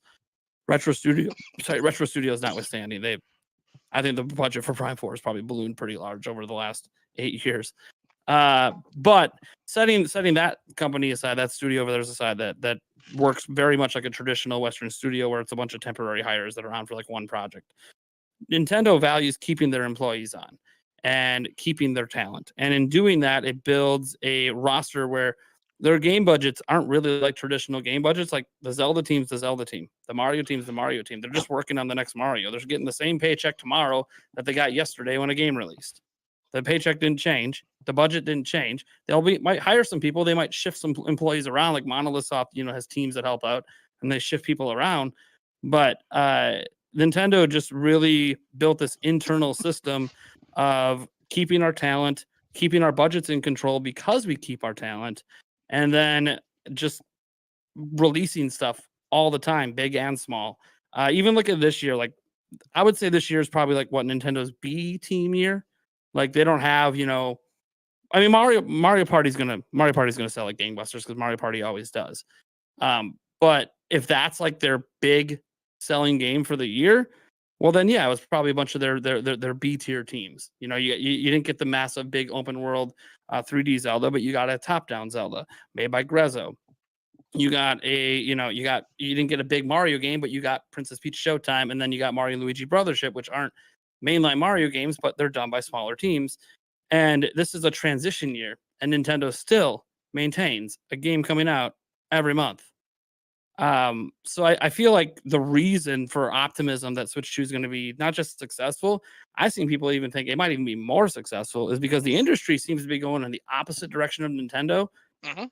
In terms of like what the decisions are being made at these certain companies, and Nintendo just sticking with what they're doing, and people just keep buying it because it's consistent. Nintendo read the Innovator's Dilemma and Blue Ocean strategy and really took it to heart, and they have been massively successful in going after that Blue Ocean and creating new customers for the video game space. Honestly, in my opinion, you can give Nintendo a large chunk of the success of the overall industry because of that Blue Ocean that they've done. 100% of the time. I think Nintendo leverages that really well. I think Nintendo leverages their technology and their IPs very well. And again, overall, they just really seem to to keep that pace with the consumer. Maybe being, and again, people, people that shit on Nintendo's graphics, keep in mind, guys, these are hardcore gamers that talk about games nonstop, like us. These are the obsessive freaks and the weirdos. These aren't your average consumer. Your average consumer, Mario Kart 8 Deluxe is probably ahead of the curve for what your average consumer would say is good enough. And so, like, I always, don't make me break out the chart, guys. The chart that shows, okay, so here's the line, here's the acceptable for, here's what's good enough for customers, here's the customers, and then slightly above that line, that's where Nintendo's going to be. And I hope that helps, but that's why Nintendo does what they do, 100% of the time. So before we go and we try to get this monumental chat read, you guys don't have to stick for all that if you don't want to, because it's going to be crazy. I don't want to take a ton of your time tonight if you got other shit to do. I had a chance. Always like to get a chance. Do you guys want to ask each other any questions, or do you want to ask me questions? Because I've been grilling you on questions, playing 20 questions with you guys all night. Figure I'd give you a shot at me or anybody else you want. No, I don't have any questions, man. Okay. I just want to say, Prime, no hard feelings, man. Keep doing your thing. The whatever, like I said, your videos, people like them. So keep doing your thing. My bad that it came off, as bad as it did. I know some of your audience didn't appreciate it. So yeah, my bad on that one, man. Like I said, I like to have a little bit of fun. I like to joke around a bit, right. Yeah, I didn't mean it as oh my God, like a terrible whatever. Like I said, I like your videos, man. I'm still subbed. I'm still. Like I said, I'm still well, I can't follow you, but I can't. But I didn't block you on Twitter. Any other social media you can. Yeah. Any other social media. I mean, I don't have any other social media. All I have is Twitter and YouTube. So yeah. So well, you're on Discord barely. I don't even know how to use Discord. I'll keep it above. I Dank does that for me, so I don't even know how to use Discord. Like Discord, we gotta fix that for you, man. Discord's next level, homie. That's good stuff. I'm good. Dank take care of my Discord for me. I'm good, man. Dank doing the Lord's work. Yeah, I'm good. Discord is discombobulating. I can't mess with Discord like that. But yeah, man, no hard feelings, bro. Like, like I said, keep doing your thing. I think that it's gonna be like you're gonna continue to have success and keep on doing better, man. So yeah, no hard feelings. All right, Prime, do you have any questions for me before we start to read through some of the chat? As much till you guys have to go. Any questions for me you want to ask? Or AJ? I don't really have like specific questions. I guess I can make a statement. Sure. As I've said the whole time, I got nothing against PlayerEssence. I know who he is. I've known this guy a long time. Probably longer than me, right? I know how he is. Probably. Yeah. I mean, we go back to probably 2018, maybe, or maybe it was end of 2017. I can't remember when I first bumped into him on social media, but I came into this, even telling my audience, I got nothing negative to say. Like, people try to like create drama in my live streams about it. Never had anything negative to say about OJ. I got nothing but respect for his content and who he is as a person, despite the block and everything. It's just one of those things where, I keep getting, the repeated question, just be honest. Why did you block him? Why did you block him? And I mean, I am honest. Like, the reason that we have like that policy at my channel about not attacking other YouTubers, even like jokingly, is because I'm not a small YouTuber anymore. I do this for a living. Sure. And I feel a responsibility for my audience's actions, even if I tell them not to, because I have watched as a small YouTuber other people get attacked when big YouTubers joke around. Sure. And so, like, for me, I'm like, I don't feel like bringing that sort of energy into the space. And so this is why, like, I'm not actually really upset at PlayerEssence and never have been. I mean, he said some stuff on his stream I don't agree with, but it doesn't really matter in the end. Sure. He's being true to himself, and that's cool. But it's just a difference of opinion, of how we go about our business. And it just hit the point that I'm like, you know what? It's just this is just not jiving with what I'm trying to do as a professional right now. So I'm good. Sure. And guys, and I think everybody agrees, whether it's PlayerEssence, whether it's Nate from Nintendo Prime, whether it's me, we all have a right to run our spaces our own way, and I think we should respect that. I think everybody here, I think everybody in this chat does. and I would guess that the shared audience would also respect that. And if they don't, I agree. That's fair. It's just that, but I'm not taking responsibility for other people saying something when that's the only thing that I like. It's kind of like insinuating that like, oh, it's his fault. Some other people said something to you.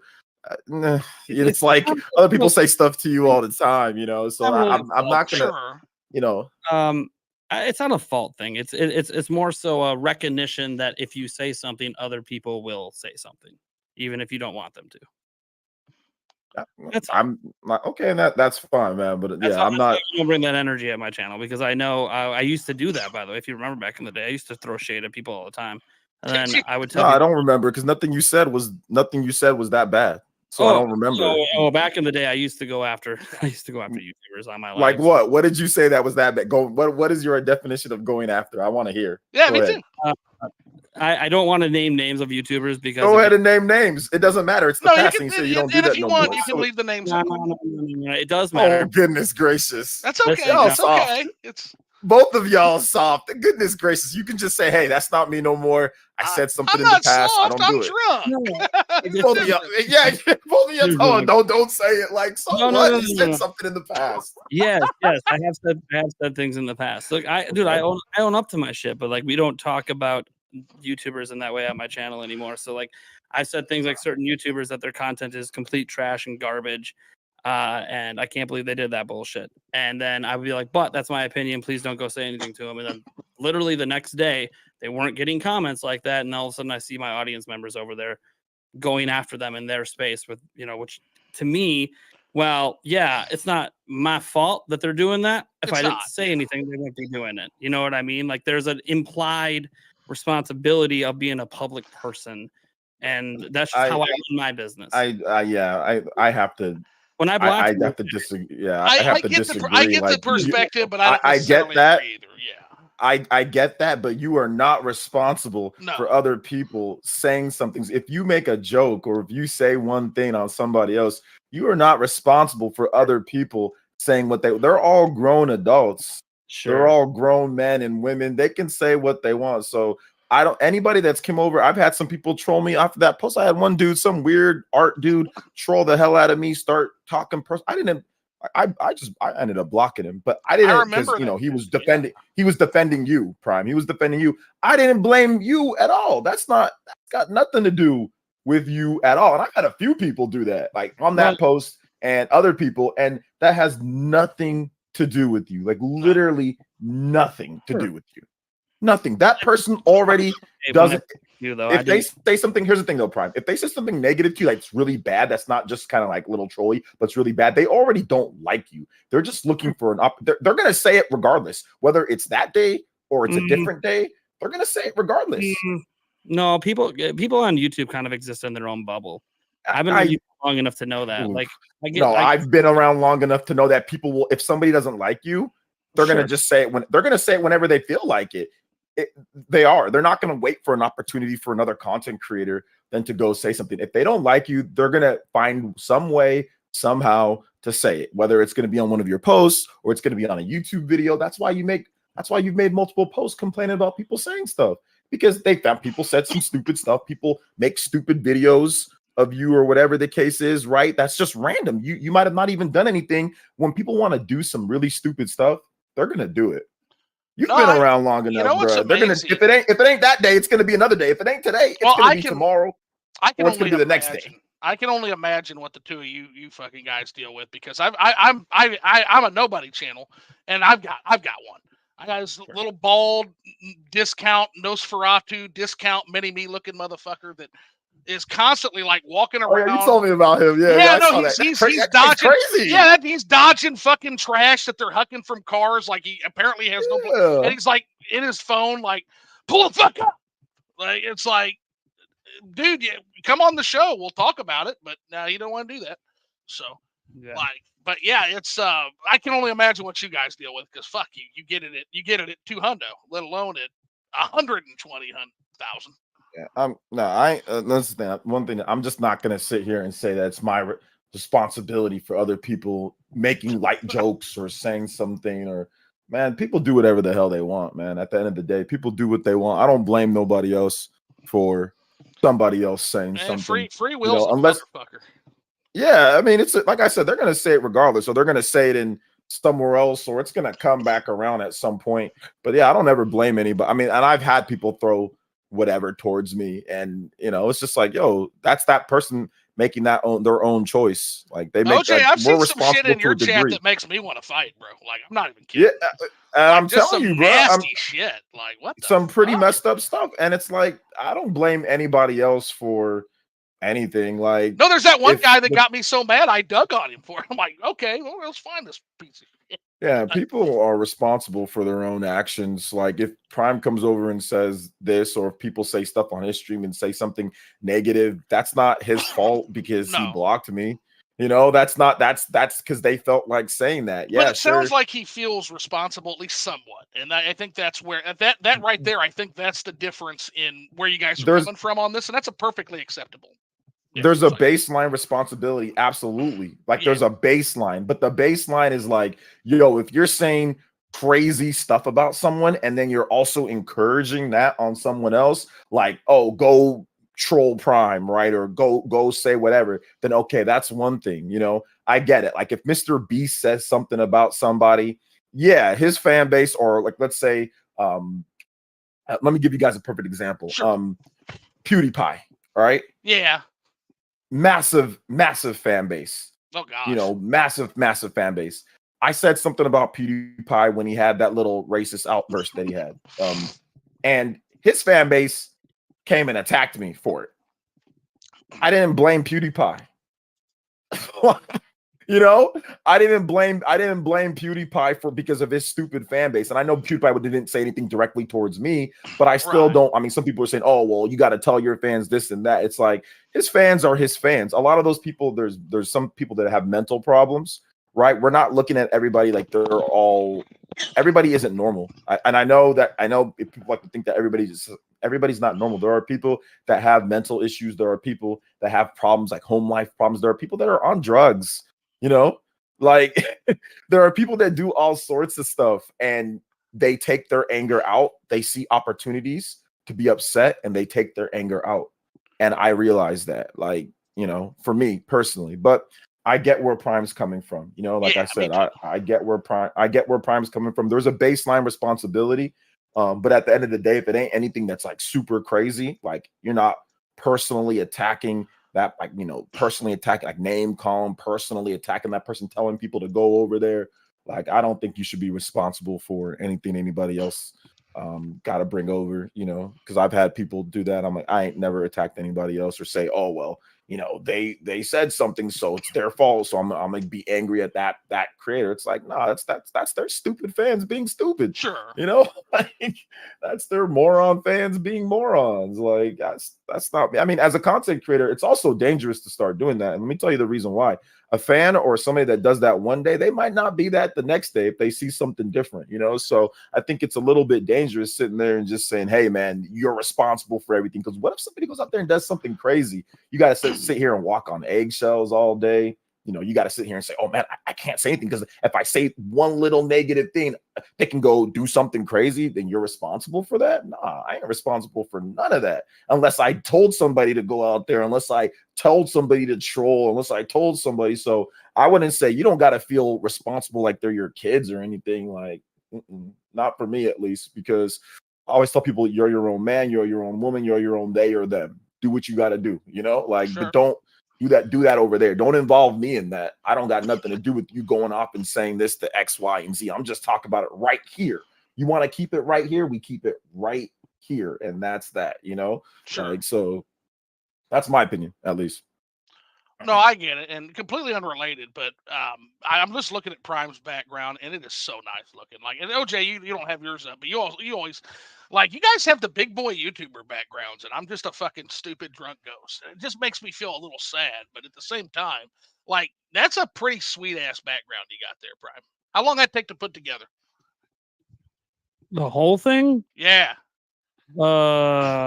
Well, I mean, the primary part's just the triangle lights and the TV with some wall paint. I mean, that didn't. You just buy the shit and put it up. Did in a day. Okay. The rest of the stuff is just kind of like over time. Like right now, the set's all decorated for Halloween. My My fiance did all that. So Nice. Okay. Very, very nice. What the fuck you drinking tonight, buddy? I was having a Miller Lite. Miller Lite. Yeah, I did Blanton's bourbon. That's that bourbon you told me about, and then I followed that up with Ownby's, which is a Tennessee whiskey. Which, oh my gosh, if you can try either of those, you gotta fucking try them. If you find them in your area, you won't find Blanton's. It's hard to find. But Yeah, the only whiskey I've got is Fireball. Fireball. Oh God, I see. I can't. I used to love Fireball to death, but we did a whole handle of Fireball. We did a power hour one night, right? And that's where every fucking for the chat for those that don't know what the fucking power hour is, every minute there's a song that plays from like the 90s or whatever, and then you'll hear shot, shot, shot. You gotta take the shot. And we did that with fucking Fireball, and we were gone. Well, that was one of the worst next days. And so I have a complete aversion to that sweet ass Fireball. Now I can't. It's good. The Midori's like the Midori, which is a melon liqueur, is about as sweet as I'll get now. And even that, I'm kind of have reservations on because it's bad hangovers when you do that. But anyway, I digress. So, all right. So I guess we'll kind of super speed. We'll pull this Ron Burgundy style, and we will just take a look at some of the chat. And if whenever you guys got to go, you can go. Totally, like we've got, I think, most of our conversation done. I just have one more question for you before you do go. So just let me know when you do. But we'll try to address some of the chat for as long as you guys can put up with my ass. So Khalid sets up. So he was the first in. Khalid has been here since 3:30 p.m. I sure hope you haven't been here the whole time, my man, because that sucks. But thank you for being first, for drawing first blood. We love that. Paul Gale Network right behind 614 says, here's the PlayerEssence and Nintendo Prime having a good conversation with you. And I think it went good overall. I think it got heated at times, but such is the material we were dealing with. But overall, I think we had a really good fucking discussion, and I think we came to an understanding, and that's what's important. I don't think it's nearly as heated as the old Nintendo Prime versus PlayerEssence debates. Did those get heated? Not quite as much. Those were heated. Way more heated. This was actually... Is this on fucking video? Yeah. I think on both our channels. I am going to have to look for that. Yeah, but what? Look 4 of them? Yeah, there's at least, this one was actually, I think the only time I got hated, I said something along the lines, what did I say? Trash rumor videos or so, I was like, or whatever. So it's been going on for, this has literally been going on for years. Yeah, like that's why, I mean, like I said, I was a little, I don't want to say I was surprised, but right. But this was actually pretty calm. Oh yeah. Next guy, Mac Mega says, don't know if Prime is ready for OJ sharp criticism. This might get nasty. It got a little heated, but again, not nearly as heated as one would think. Paul Gill Network says, hey, Mac Mega, just greet Mac Mega. 10,000 Noodles says, Konbanwa. Good evening. Nice. It's like good evening or good night or good night. And what language is that? That's Japanese. Japanese. Yeah, Japanese. I like that. Yeah. Mac Mega says, hey, at Paul Gale Network, hope both our boys can find middle ground, but ain't holding my breath. Ye have little faith, I'll tell you. I think we found middle ground. John Zachansky says, Nintendo Prime is goated. Paul Gale says, let's go at Flipping the Switch. He also says, to Gaming Uniting. And he says, hey to 10,000 Noodles. Everybody saying, what up, Force Fanatic? Welcome into the chat. He says, what up to Paul Gale? How's your day been? Hey, Paul. Let's see. Feels like I'm about to watch a presidential debate. This is much better than anything those fucking jokers could say. Like, come on now, guys. I hope you give Prime and Essence and me better credit than that. 10,000 Noodles says, we talking about Switch 2, Xenoblade, the weather, or all of the above. You never know on a Liquored Up Live. You just never know. Unlike our presidential candidates, Force Fanatic says, these people are at least sane. If you're a politician, you're fundamentally going to be insane. There's nothing you can do about that. Lily Young says, hi, peeps. What's going on, Lily? Thanks for coming in. Paul Gill Network says, hey, I've had a productive day. Paul Gill says, trimmed a whole bunch of branches, didn't get hurt. That's a win. How you doing? And Paul Gill Network is like goated. Like we got to get him back on the show when time allows. I know he's busy, watching Cobra Kai and teaching that badass karate. But we got to get you back on, man. I got to pick your brain. Falcon Launch says, Ayo. Lion Star says, good evening, everybody. Joycey J says, evening, folks.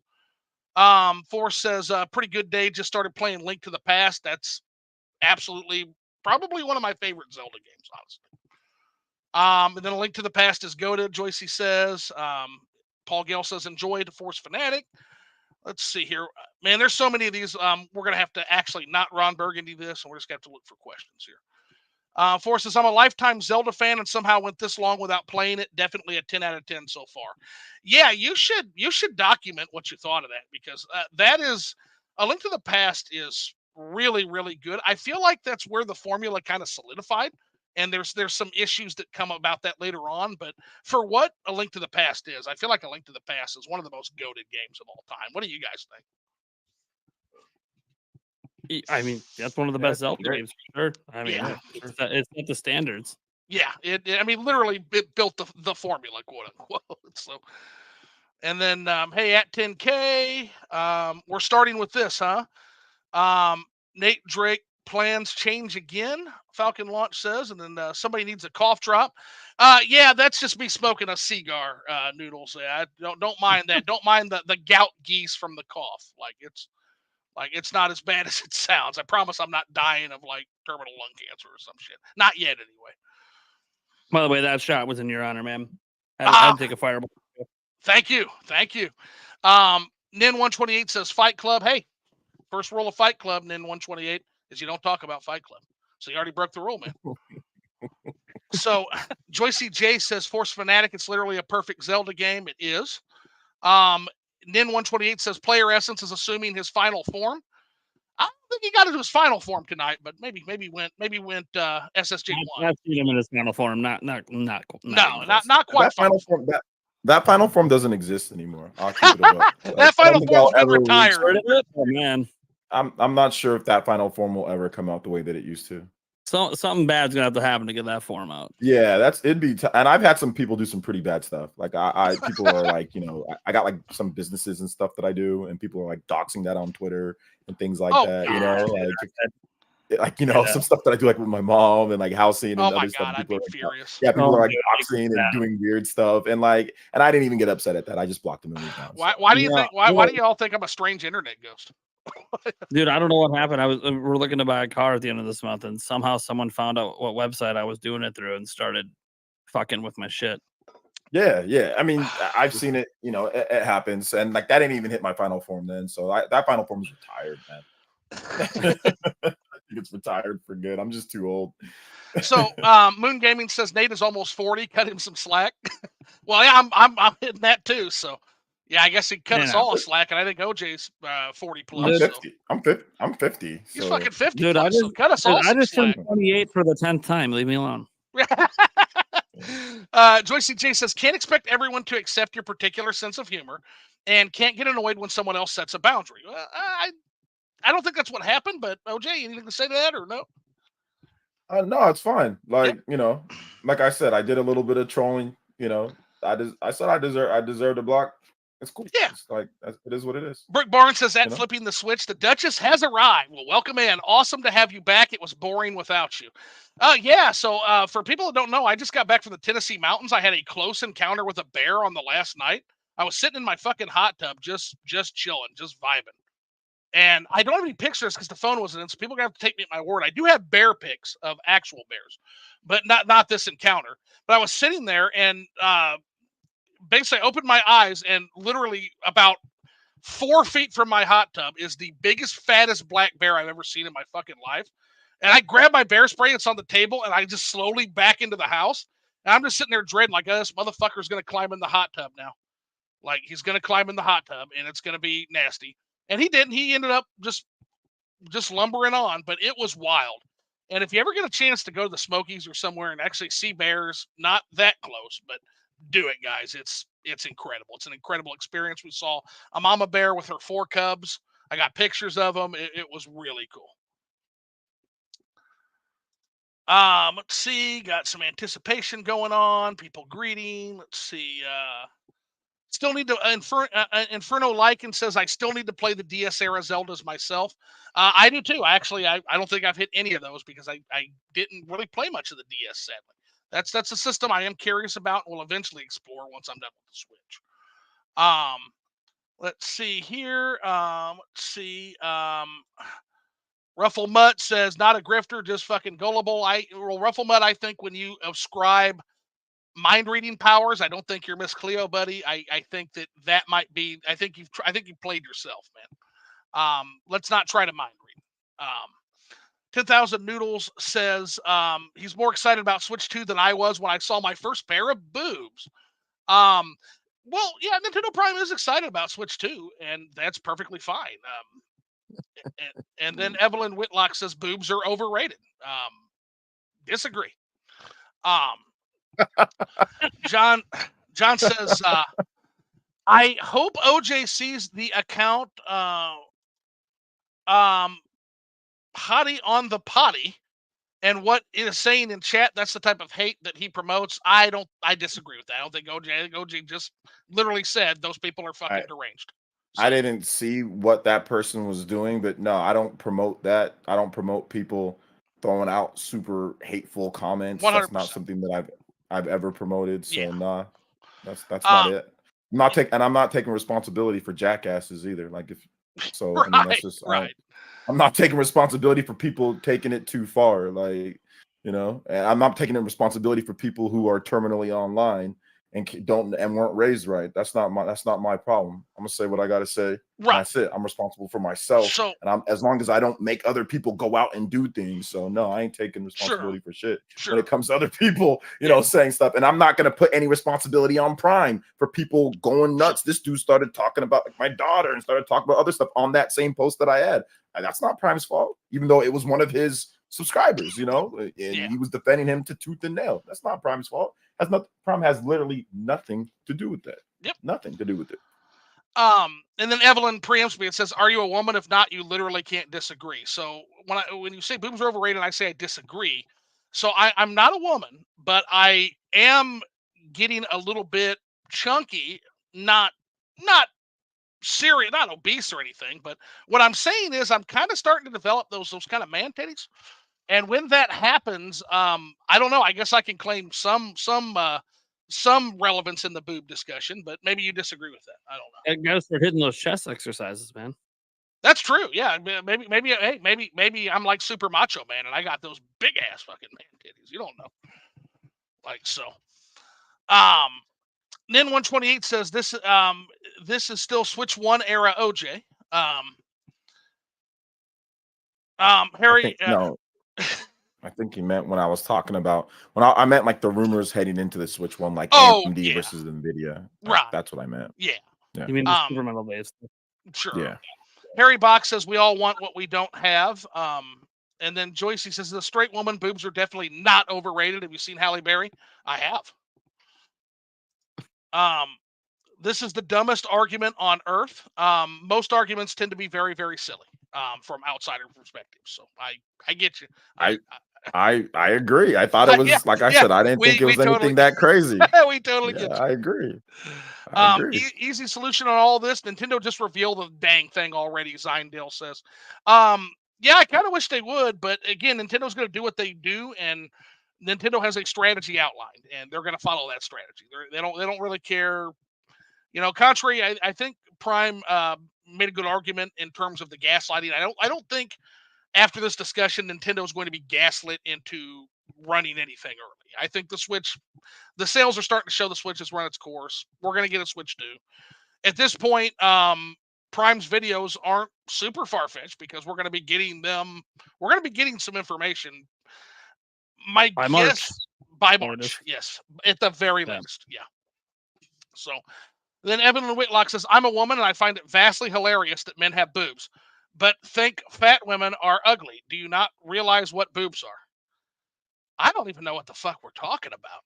Like, yeah, I don't know what the hell they're talking about at that point. But I like, but I think most people. I definitely did not expect a lot of tit discussion tonight. Yeah, denominations like boobs. I think that's a settled matter, Evelyn. So let's see. It's truly. So 10,000 Noodles says it's clearly a transitional phase. I don't get being worked up over others speculating about it. I'm not worked up over others speculating about it. I literally made a few jokes. Okay. And I literally made a number of jokes about it. That's it. I made a few jokes about all the constant rumors. I make my same crusty Tommy Bear nose jokes, and then I was blocked. That was it. So like So I hope this. Nobody's By the worked out. way, Nobody's worked out. as a trained hypnotist, guys, I hope this illustrates how there's so many people in the chat that can look at a situation, and this is what I want you guys to really go home with. Okay, there are 117 people left in this chat right now. 117 people.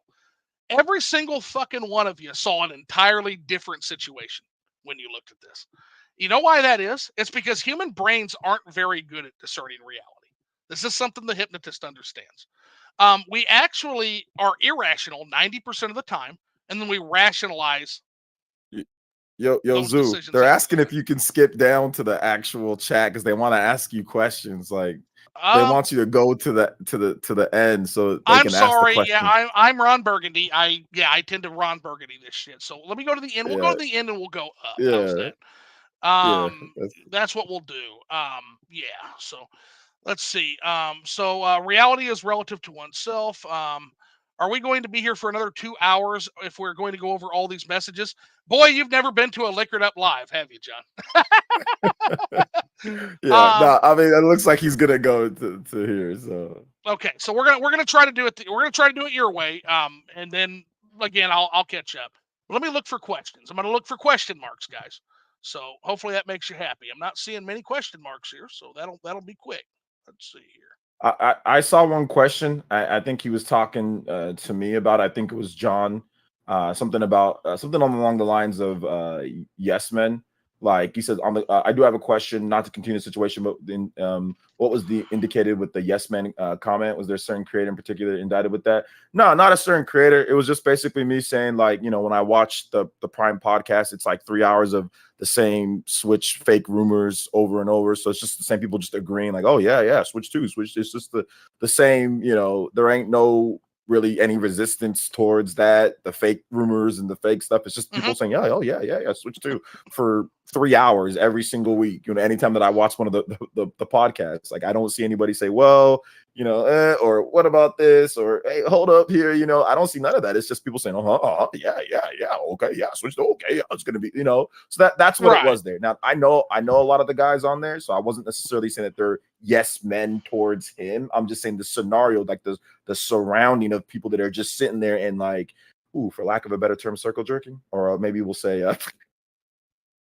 maybe we'll say something else, like people just sitting there and just all saying, oh yeah, Switch 2, and like there's no resistance whatsoever. It's just, oh yeah, okay, and that's what I was talking about. Now I know he has HMK. I love HMK. He's the homie. He has Sunbro. He has Super Metal Dave. He has Paul Gale goes on there. So these are all fine, great people. But that's what I was referring to, into the just surrounding with the yes men and people that are just going to say, okay, and just say, and I'll just sit there and nod for 3 hours about Switch 2. So that's what I was referring to. Once again, not hating. I watch the podcast. I think it's cool. The people that come on there are dope, but that's what I was referring to on that. There is zero resistance on that.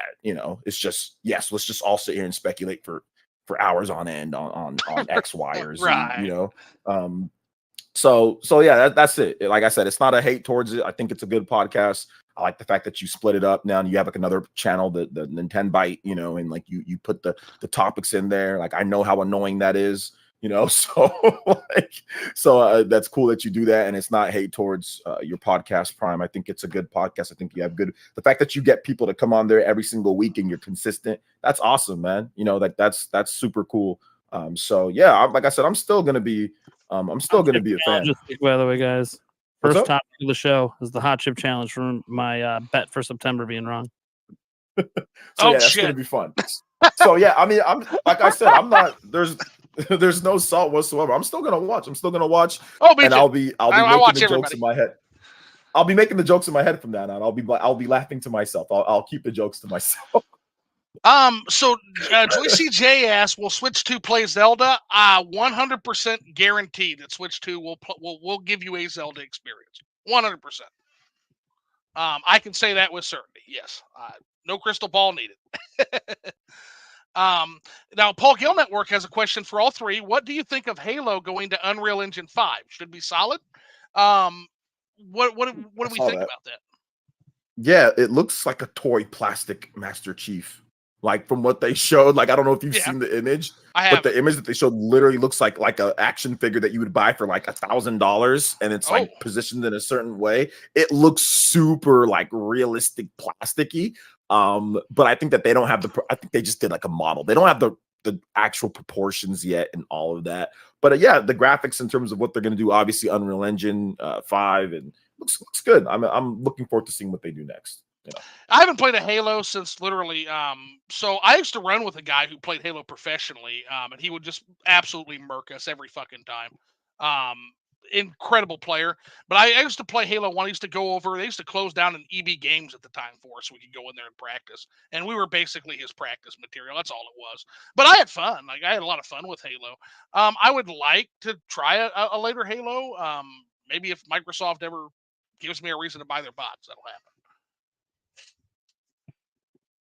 Yeah, I mean, I'm cool with them going to Unreal Engine 5. The engine's not the problem. So yeah, exactly. Yeah. Anyone who plays Halo knows it's not the engine. 10,000 Noodles says we all know it's RGT. RGT gets a lot of blame for a lot of shit. I blame RGT for pretty much everything. RGT's got to come on here at some point. I got to talk pro wrestling with that guy, and I even have the bait to get him on. I might be able to get I'm not even shitting you guys. I might be able to get Roman Reigns on this show at some point, but I would have to get way better at chat management before I did anything close to that. See here. Zoo, listen to OJ and watch Naruto. You won't regret it. I'm gonna have to watch Naruto. And then 10,000 Noodles has a question for OJ. Who will be king of the pirates? King of the pirates? Yeah. If you say anyone other than Luffy, I'm gonna have to reach to the screen and slap you. Yeah, Luffy. I mean, it's gonna be Luffy. It's gonna be Luffy, but I think it's kind of down to Luffy and like Blackbeard. Like, yeah, I think that's. Or well, I don't know. You can't count Shanks out too, because Shanks is gonna come into play at some point. I used to call him Luffy before I knew what his name was. I mispronounce everything though, so it's all good. Oh, me too. I mispronounce so much shit. Like people still laugh at me for saying like what I say swave, and it's suave. I said metaphor refantazio.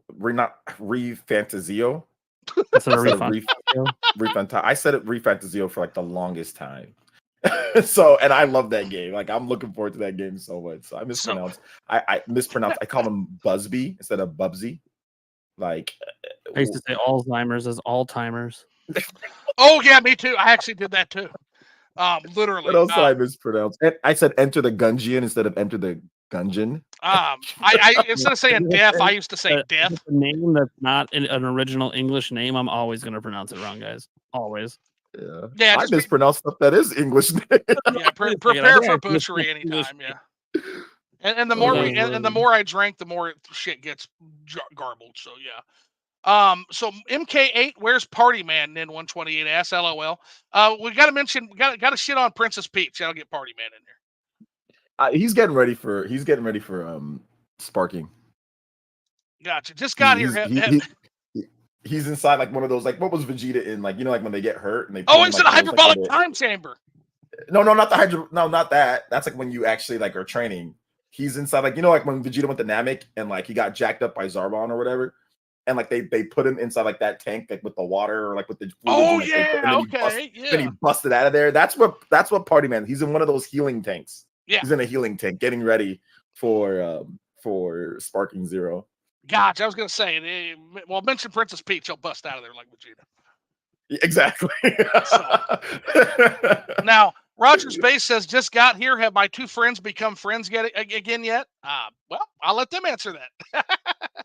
I once again, I have no issue with Prime, man. He's doing his thing. I said some stuff that was a little bit, like I said, it would be kind of harsh, but I felt like it was the truth when it comes to some of the rumor stuff. Overall, I was joking, but like I said, once the block came in, for those who didn't know, once the block came in, I was like, all right, I'll just be honest in terms of how I feel about the rumor stuff. It was really only about the rumor stuff. I didn't say nothing else about his news videos, nothing else about the Zelda, the Echoes of Wisdom content. I didn't say nothing else about any of the other stuff. It was just the fake rumor stuff that we know is false. That stuff that we know is false and we know is fake that nobody else was reporting on. That was the stuff that I was calling out. I was only calling out that stuff, which is a lot of the content, but in terms of Prime himself, his channel and all, it's cool, man. Like I have no issue. I have no issue at all. John Zachansky says, I speak for everyone in the chat when I say that the next topic should be Yoshi's Crafted World. What about Yoshi's Crafted World? I guess I did a YouTube video on that. I actually did a review of that game, and it's the dangers of coddling an IP. I don't think I did watch that review. Yeah, I don't think that Yoshi's has been the same since Yoshi's Island. I think Yoshi's Island was the peak. And I think the reason for that is because, Donkey Kong Country kind of won that. And I think that became one of Nintendo's coddled IPs where they get more creative instead of hammering down on the fundamentals of platforming. It doesn't make it a bad game. It's just a very, very easy game that doesn't really test platforming connoisseurs like myself. But what do you guys think of Crafted World? I'm not a big fan. Yeah, I'm not a fan of any of like the Yoshi like crafting or Yoshi like Woolly World, and I'm just not a fan of those types. They're fine. They're finely built games, but yeah, they're fine. I'm just not they always got like the music. I'm not a fan of the music. It sounds too cuddly and so the music. Music took a shit after Yoshi's Island. Like I feel like oh my god, yes, because really Yoshi's Island is like goated soundtrack. It's so good. Super Mario World 2 Yoshi's Island is so good. Like they need to get back to that. I don't know what the fuck Crafted World's music was. Like who did the music for that game? Can we get Koji Kondo back, please?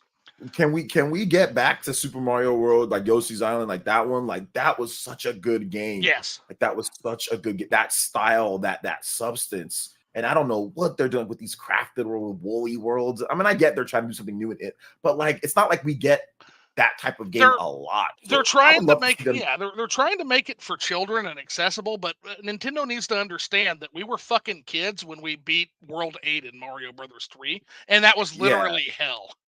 And I think they're trying to do, they're trying to. One time they tried to tie it into like Amiibo and stuff like that. But I see what you're saying though. Yeah, they're trying to make it for like super casual for kids. I get that, but man, like it'd be cool to actually have a dope Yoshi game back. Like the advertisements for Yoshi's World, Super Mario World, Yoshi's Island were so disgusting, and the art style was the vibe, man. It was unique. Not that Crafted World or Woolly World don't have good art styles, but are they cooler than like you can look at that Super Nintendo game and say, yo, I think this is better.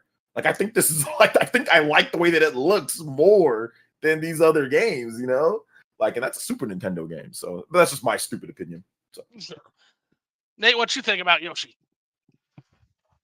I don't mind the games. Obviously, growing up with the old school ones, I'm always going to feel like they're better. Sure. But I reviewed, I think, both of the newer Yoshi games. I was like 3 of them, maybe. I don't know. And I think they're fine for what they are. I accept for what they are. The music fits what the games actually are. So it's one of those things that I played with my kids, and it was fun. They're not meant to be difficult because I don't know what's going on with today's youth, but like they're on tablets and phones, and they like things to be easy. So you don't think they could handle World 8 and Mario 3 like we did? I mean, like I grew up with games like Return to Zork that is way more difficult than all of this stuff. So right, and I don't go in that game. I know you hate that game, but jeez, you tried it on a live stream once. Fuck Battletoads. Battletoads, yeah. See, I grew up on like way harder stuff. There wasn't really an option due to the limitations for easier things. So it's kind of like today's youth, they're used to just free to win. Yeah, I mean, that. By the way, speaking of Battletoads and also like a game like Gunsmoke on the NES, can we bring back the fucking badass rad pause music? Like you pause fucking Battletoads and like, you pause Gunsmoke, you like pause music used to be bonkers on the NES. It's such an experimental era, like the late 80s, early 90s. It was so good for gaming. Now we do sound old. I want to know when Zoo is going to give Red Dead 2 another chance. Probably not. Again, that guy just walks too goddamn slow. I get what they're going for. It's not a bad game. It's just not for me because I can't slow walk through camp every fucking time. I just can't do it. Was Concord day 1 on PC? Maybe one of these guys knows. I don't know because I didn't give a shit about it. It was. Yeah, it was day 1. The only time I even thought of Concord was to laugh when I heard it was literally getting pulled like 5 days in. Like, that's the only thought I ever gave to Concord, was to laugh and just be like, "Oh, Sony ponies, make it stop." Like, oh, Sony. Let's see here. Questions. Oh, here's an interesting observation. So, in terms of where like the next competitor would come from, Noodle says, my guess is that it would come from the CCP. They clearly want to get in on the gaming industry. But the question is, Noodles, is China interested in producing one of their companies producing a game console? Because they already do that. They produce literally thousands of them. In terms of like the Chinese game market is actually insane. Like, there's a whole video. I wish iPatch I wish my buddy John would make a video on just the absolute insanity that is the Chinese video game market. I think he'd be a good one to do a video like that. But my guess is that China is far less interested in producing a competitor for Nintendo and far more interested in just getting as many tendrils into gaming as they can.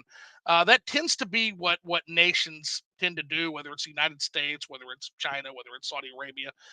They tend to be directly investing in existing companies more than trying to be a competitor to those existing companies, right? But what do you guys think? I know nothing about the Chinese market, so. Oh, I know very little as well.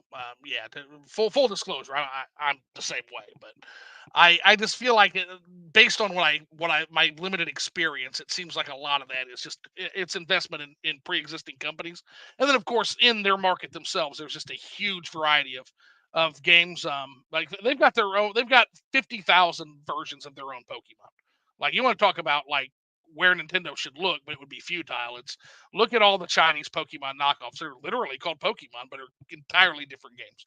It's fucking wild. It's a wild market. Let's see here. Looking for question marks. How does Homie dunk on Sakamoto for other M but love Dread? Well, I answered that. I said I need to probably lay off Sakamoto since he did give us Dread. So I answered that, Juice Man, but I get where you're coming from. Yeah, it's a completely fair point, and it's a completely fair question. But the other answer to that is that other M is not Dread. So I can dunk on Sakamoto for destroying Samus Aran as a character and taking the focus off of the Metroids and the suit and putting it on Samus. And I can love Dread for doing the exact opposite, where they just went right back to that badass bounty hunter that literally genocided the fucking Metroids and handed that little bastard off to a fucking science research station. That's the Samus I fucking know. And that Samus came back. That Samus that kind of tilts her head and aims a cannon right at Kraid's fucking fat face. That's the Samus I'm looking for. And Dredd did that. Dredd gave us that. Let's see here. Is Famicom Detective Club actually good? What genre even is it? Force Fanatic asks. It's a visual novel with some detective elements. Kind of think like a Phoenix Wright. Am I off base on that, guys? I played the whole game. Okay. I beat the game. And I'm doing a video on it. I Sweet. got like a video that I'm doing with Nintendo on it. It's like not quite like Ace Attorney. There are some detective elements in the game, like you got to search around for clues, but it's really more just like a visual novel. It's really just more like an animated kind of like visual novel. You poke and prod people for information. You put together clues. You answer like between like a dialogue selection. But yeah, visual novel, talking to people. Really crazy story. Crazy twists and turns. By the end of it, you're going to be like shocked. It's like, whoa. Like if you stick with it, I mean, it can get a little like, it's not like a game, you know? It's not like, oh, you're shooting people in Metroid or you're like jumping on things or collecting stars or, it's not anything like that. It's like pretty much like a one-time through. I mean, you could maybe play more than once, but it's essentially just like a one-time through visual novel. Mm-hmm. And it's really cool. I don't play these type of games. I'm not big on visual novels, but this one's actually very interesting. Like the story is pretty good. Okay. Nate, have you played it yet? I have not played the new one. No, it's on my. Once I'm done with Echoes, that's my next one. Yeah, it's on the list for me too, guys. And when I say the list, I mean the list. Like there's a demo if you want to check out the demo. There's a demo. Yeah. I mean, It's not everybody's cup of tea. Most people probably aren't going to like it. But see, if I you like give it a visual chance, novels. I fell in love with them with House and Fata Morgana, which is fucking amazing story experience. If you want a great narrative on the crippling enslavement of obligation and power and how they literally enslave you, just like the One Ring, etc. There's a really, really interesting narrative in Fata Morgana. And then AI The Somnium Files is just some of the funniest damn shit I've ever played in my life and has really interesting game mechanics as well. So and then also there's another one called Raging Loop, which is like literally a game of werewolf in visual novel form. It's very interesting. So I played 3 visual novels so far.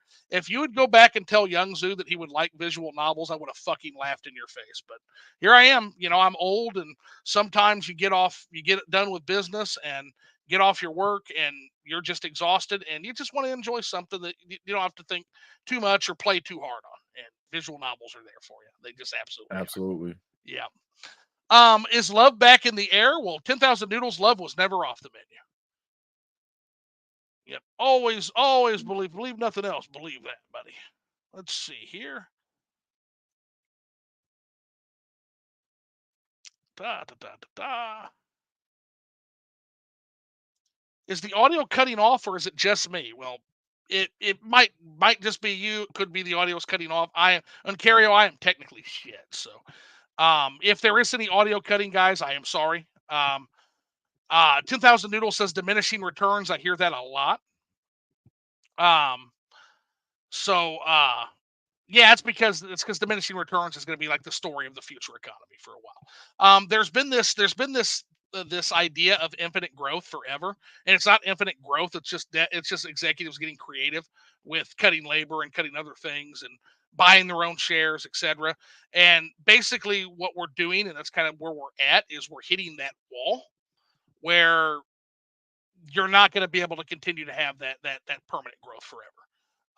There's other things we can do as executives to get creative, but there's a limit to it. And that's gonna be a real rough one to hit. But I don't think we're necessarily there yet. But that's what diminishing returns on customers, diminishing returns on creativity in order to go different places. People think money comes from paper. Money actually comes from your brain. It comes from your head.